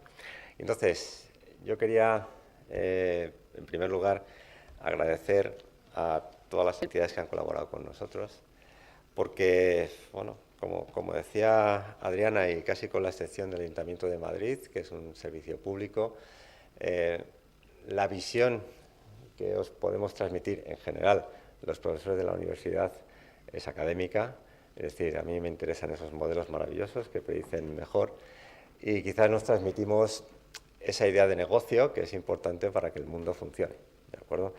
Entonces, quiero agradecer a Hewlett-Packard Enterprise, a María Ridruejo, a Paco Martínez, a Claudia Garmendia, que han colaborado estrechamente con vosotros, a SAS, a Adriana Rojas y a Maya Cerezo, a Fiber, Darío García, Marina Torres. ¿Habéis hablado de Marc? También me parece, pero bueno, me dejaré algún nombre porque yo no los conozco luego a todos los que han colaborado realmente con vosotros. Sandoz, a David Méndez, que además es egresado de este grado y al que yo le tengo especial cariño, están por allí, Carlos Salle y Laura Sánchez. El Ayuntamiento de Madrid siempre colabora con nosotros de manera muy entusiasta, Enrique Crespo, Teresa Rivero y Laura Fernández, que está por aquí también hoy. En BlueTap, María Ángeles Quesada y Javier Pérez, a los que también les agradezco su presencia aquí hoy. En CAF, yo he tenido bastante contacto con ANART y Parraguirre, con Alfonso Moreno. Hoy está con nosotros aquí Ángela González. Y en EB2, pues Jorge Augusto Moreno, que ha trabajado con vosotros. Además de estas entidades colaboradoras, yo también quiero agradecer a 4 compañeros míos que actúan como tutores, ¿vale? y que han sido Marcelino Lázaro, Harold Molina, Antonio Artés y Javier Nogales. Y bueno, ya con esto termino mis agradecimientos, que son muy importantes. Y bueno, como yo no tengo oportunidad, tendremos una ceremonia de graduación a la que espero asistáis la mayoría de vosotros en julio, en el patio del Sabatini, con bastante calor. Pero bueno, yo ahí no tengo la oportunidad de dirigirme a vosotros. Traemos para ello varias estrellas invitadas que lo hacen mejor que yo. Pero hoy voy a aprovechar esta oportunidad, pues bueno, para básicamente no daros consejos, porque creo que no está bien decir a uno lo que tiene que hacer. Tenéis que ser libres de tomar vuestras decisiones, sino daros alguna idea que a mí realmente me ha resultado útil, ¿vale? Y bueno, si os gusta la cogéis y si no, pues no. Entonces, os voy a contar la idea, voy a contar 2 o 3 historias, dependiendo de un par de 2 o 3 historias, que yo he escuchado alguna vez a una persona que trabaja mucho en estos temas, que se llama Connor Neil y que trabaja en el IS Business School. Entonces, una de las historias que me parece muy interesante es, allá por el año, a principios del siglo XX, en 1910, ya casi el ser humano había conquistado todo en la Tierra. Digamos que había escalado el Everest, había ido al Polo Norte, había navegado el mundo, pero quedaba el Polo Sur. Entonces, en ese momento se plantea una competición entre Scott y Amundsen, un británico y un noruego, para llegar al Polo Sur. Entonces, básicamente, Scott trabajaba de la siguiente manera. Él abría la tienda de campaña por la mañana y si el día era soleado, había buena visibilidad, pues andaban 40 millas. Andaban o llevaban trineos o lo que fuera. Avanzaban 40 millas. Si abría la tienda, realmente estaba nuboso, poca visibilidad, bueno, andaban 20 millas. Y si abría la tienda y había una ventisca tremenda, granizo, viento, pues cerraba la tienda y esperaba un mejor momento para avanzar. Sin embargo, Amundsen trabajaba de forma diferente. Todos los días andaban 20 millas. Pasara lo que pasara, ¿de acuerdo? Entonces, los días que hacía buen tiempo, a las 11 de la mañana habían terminado. Habían hecho sus 20 millas, montaban su campamento otra vez y a descansar. Los días que no eran tan buenos, pues a lo mejor estaban andando hasta las 1 o 2 de la tarde. Y los días malos, pues hasta que hicieran las 20 millas. Al final, esta historia, no sé cuánta parte tiene o no de ficción, ¿no? Yo sé que Amundsen trabajaba así, porque lo he leído, no sé Scott, pero bueno, yo lo he escuchado de esta manera, ¿no? Entonces, realmente son los noruegos los que llegan antes, 33, 34 días antes, ¿vale? Entonces, al final, la conclusión de esta historia es que vale mucho el que día a día nosotros nos levantemos y trabajemos, ¿de acuerdo? Es decir, al final el éxito o el fracaso de una carrera profesional no está en nuestros mejores días, no, está en la calidad de todos los días. Es decir, que nos guste o no nos guste, tengamos ganas o no nos ganas, tenemos que ir todos los días y hacer lo mejor posible, ¿de acuerdo? Y esta es un poco la moraleja de la historia.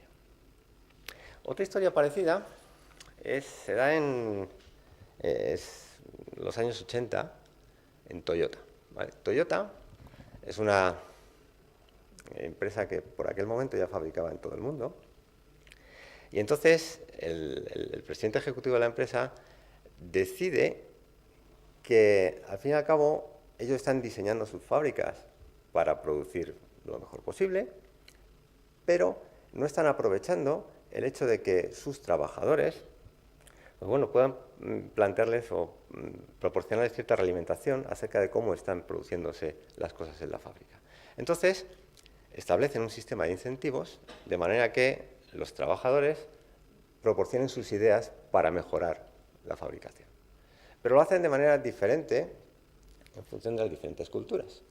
Entonces, en Estados Unidos, lo que hacen es decir, mira, vamos a premiar a todos los trabajadores que nos den una idea que sea lo suficientemente buena como para que se implemente y les vamos a dar el 2% del valor de esa idea. Y los japoneses los plantearon de otra manera. Los japoneses lo que plantearon es cualquier buena idea le vamos a dar $50 al trabajador que la proponga. Entonces, ¿qué ocurrió? Que las ideas son completamente diferentes. Es decir, en un caso, los americanos, digamos que piensan en grande, porque, bueno, si una idea vale $1 millón, pues, bueno, un 2% ya es un dinero. Entonces, pero necesitamos una idea de $1 millón, o una idea de $2 millones, o de 10. Y, sin embargo, los japoneses pensaban de otra manera. Cualquier detalle que consideraban de utilidad, pues, bueno, lo transmitían, y si lo consideraban, pues, realmente recibían sus $50. Al final, la diferencia es que en América se proponían 1,5 ideas por trabajador al año y el 10% se implementaron, y en Japón se propusieron 55 días por trabajador y año y el 70% se implementaron. Entonces, al final, lo que ocurrió es que en 4 o 5 años las fábricas de Japón eran muy superiores en todos los sentidos, en fiabilidad y en eficiencia, a la de cualquier otra fábrica del mundo. Y trasladaron ese método de producción a todas partes. ¿Cuál es la moraleja? Que realmente tenemos que, digamos, los incrementos pequeños, yo mejoro este sistema en 1%, hoy, y mañana otro 1%, y mañana otro 1%, y mañana otro 1%. Al final, es como el interés compuesto, ¿no? Esto crece exponencialmente en calidad, ¿vale? Entonces, tenemos que, en definitiva, de nuevo es la misma idea, es decir, hay que trabajar todos los días en mejorar un poquito, en todos los sentidos, ¿de acuerdo? Profesionalmente, personalmente, es decir, yo quiero todos los días hacer, digamos, una actividad física todos los días, quiero comer mejor todos los días, quiero cuidar la relación con mis amigos o con mis familiares, ¿vale? Todos los días quiero hacer mi trabajo un poquito mejor, ¿de acuerdo? Y esos incrementos, al final, como digo, como el interés compuesto, te hacen crecer como persona y como profesional, ¿vale? Y por último, sí, la última historia, ¿vale? Esta tiene que ver con un experimento que hizo un profesor americano de arte y básicamente se dedicaba hacían piezas de barro, ¿no? Entonces, además está relacionado con la idea del libro este de Malcolm McDowell o McDowell o algo así, de Outliers, es decir, que estudia a gente excepcional y por qué son excepcionales, ¿no? Entonces, básicamente en el libro lo que estudian es la gente excepcional porque tiene un talento innato, la gente excepcional porque trabaja mucho, o la gente excepcional porque tiene una formación adecuada. Y la conclusión que saca Malcolm McDowell es que la formación es lo más importante y formarse a Carlos III. Bueno, no esa parte, no es eso lo importante, ¿de acuerdo? Lo importante es que para ser un experto hay que trabajar 10.000 horas, ¿vale?, en la tarea en la que quieres ser un experto. Y habla de músicos, deportistas, lo que sea, ¿no? Entonces, este profesor americano lo que hizo fue, mira, para ver realmente si de alguna manera es el talento o la práctica lo que más importa, pues yo voy a dividir a mis estudiantes en 2 grandes grupos, ¿de acuerdo? Y van a hacer piezas de arcilla o de barro, de lo que sea, ¿de acuerdo? Entonces, a unos les voy a evaluar de la siguiente manera. La nota será proporcional al peso de todos los cacharros que hagan, ¿de acuerdo? De manera que lo que tienen que hacer es hacer cacharros y cacharros y cacharros, ¿de acuerdo? Y a los otros no. A los otros les voy a evaluar por la mejor pieza que hagan, ¿vale? Entonces, al final, ¿qué ocurre? Bueno, lo que ocurre es que los que son evaluados al peso están haciendo vasijas desde el primer día de clase hasta el último, ¿de acuerdo? Y los otros no. Los otros, pues leen, van a museos, a ver a otros artistas, hablan sobre la filosofía de las vasijas, que pueden hacer de barro, etcétera. Y unos días antes, pues se ponen a hacer la vasija perfecta, ¿vale? Al final, ¿qué ocurre? Pues que las mejores vasijas, los mejores productos, son de aquellos que han estado trabajando y haciendo vasijas todos los días, ¿de acuerdo? Los otros ni siquiera saben manejar, digamos, las herramientas que tienen para hacer las vasijas, ¿no? Entonces, de nuevo, pues la misma idea, ¿de acuerdo? Tenemos que trabajar todos los días, ¿vale? Y si queremos aprender a programar, tenemos que programar todos los días. Y si queremos ser mejores haciendo presentaciones en público, pues cógete tu webcam y grábate todos los días 10 minutos y luego te ves, ¿vale? Pero hazlo todos los días, ¿vale? Es decir, al final es esto lo que va contando y lo que nos va haciendo crecer, en definitiva, la práctica, ¿no? Muy bien, pues yo creo que aquí lo vamos a dejar. Bueno, voy a poneros...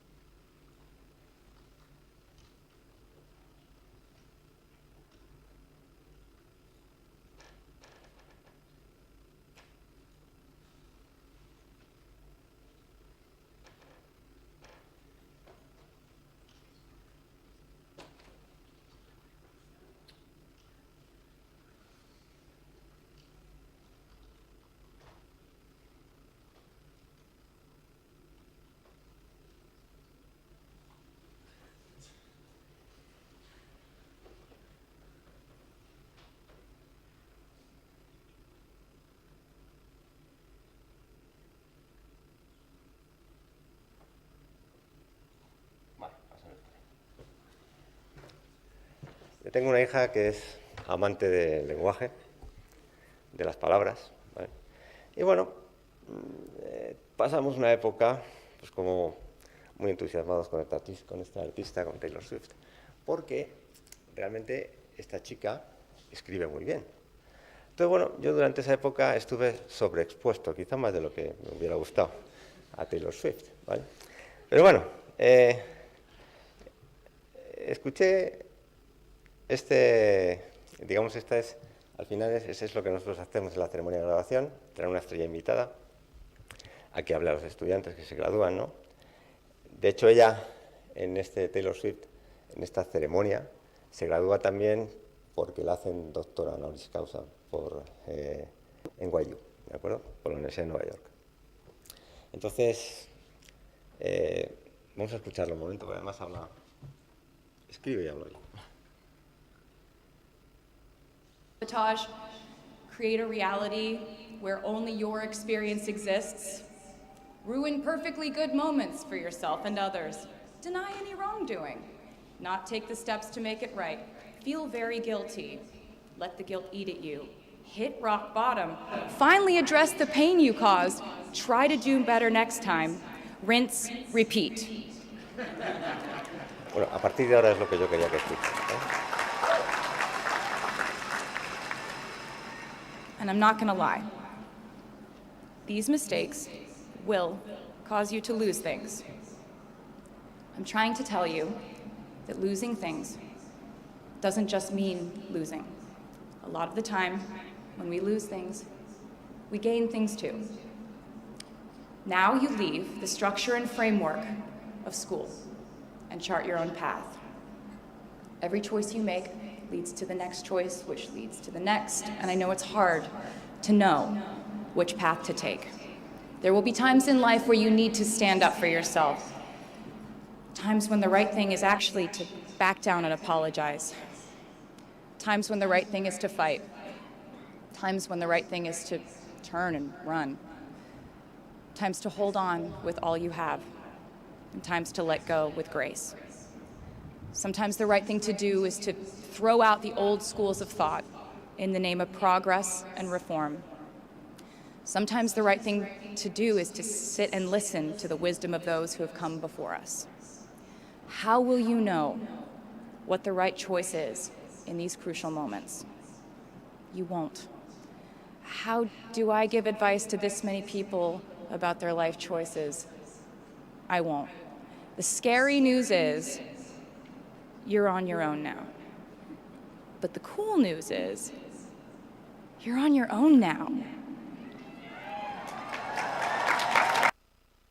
You are on your own now, ¿de acuerdo? Esto es importante, ¿vale?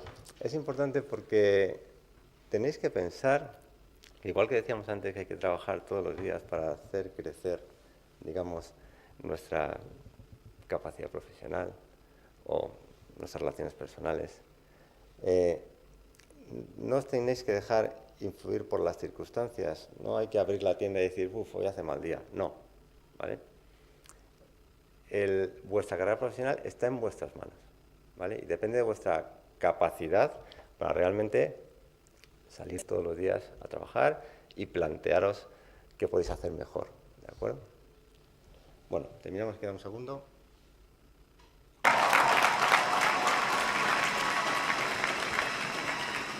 I leave you with this. We are led by our gut instincts, our intuition, our desires and fears, our scars and our dreams. And you will screw it up sometimes. So will I. And when I do, you will most likely read about it on the internet. Anyway, hard things will happen to us. We will recover. We will learn from it. We will grow more resilient because of it. And as long as we are fortunate enough to be breathing, we will breathe in, breathe through, breathe deep, and breathe out. And I am a doctor now, so I know how breathing works. I hope you know how proud I am to share this day with you. We're doing this together, so let's just keep dancing like we're the class of 22. Bueno, vosotros sois de class of 24, ¿ok? Y os espero en julio en la ceremonia de graduación. Pues nada más, hemos terminado. Gracias a vosotros.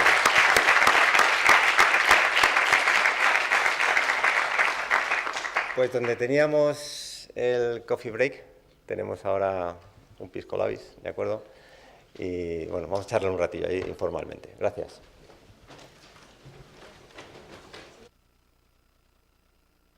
Salir de vuestras cuentas